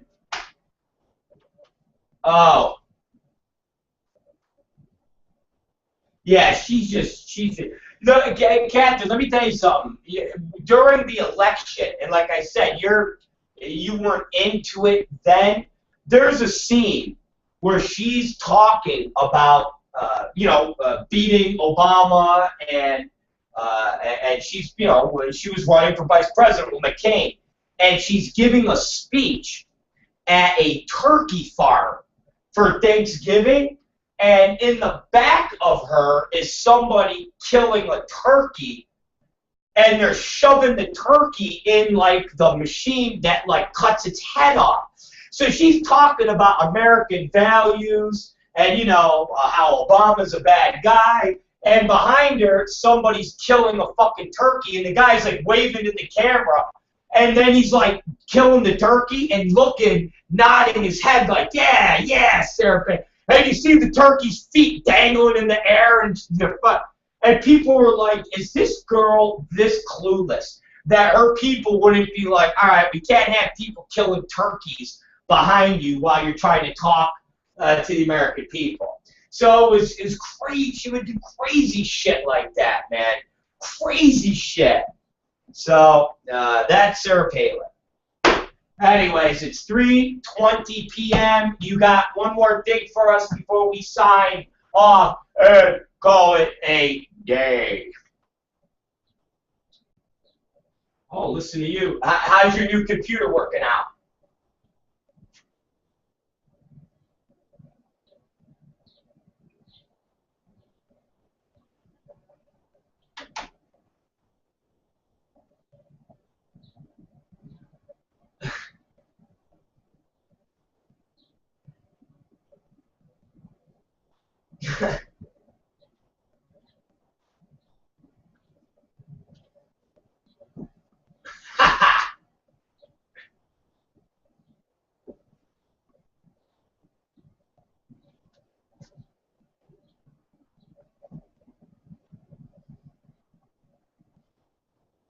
Yes.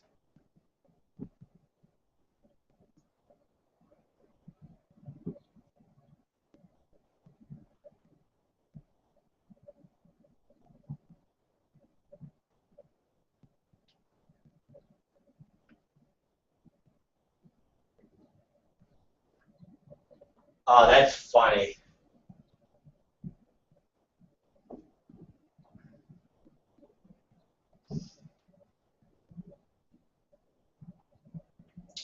Well, as long as you get it, well, we'll keep playing with it later on tonight.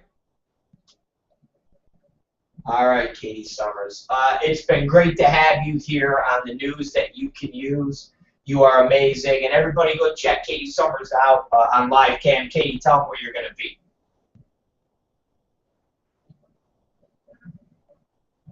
All right, Katie Summers, we will talk to you later tonight.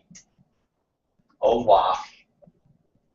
All right, ladies and gentlemen, that was Katie Summers, and that was the news that we can use. And we are done, motherfuckers. We're done with today's program. It is 3:22 p.m., and it's time to call it a day, baby. All right, it's the Rob Black Show. As always, you guys are the fucking best. This show is the fucking best. And it's the best fucking show because you guys are the best. All right? And we'll be back here tonight. And don't forget, guys, the night programs are running down. And come after Wednesday, there will be no more night program. It is going and shifting to a full afternoon schedule with all sorts of interesting and funny things that will be going on. So we'll see you fuckers tonight at 8 p.m. You guys are the best, and we'll see you then. So as always, as a tribute to whatever the fuck Katie was talking about being Auschwitz Day, we'll sign out with a Angel of Death. All right?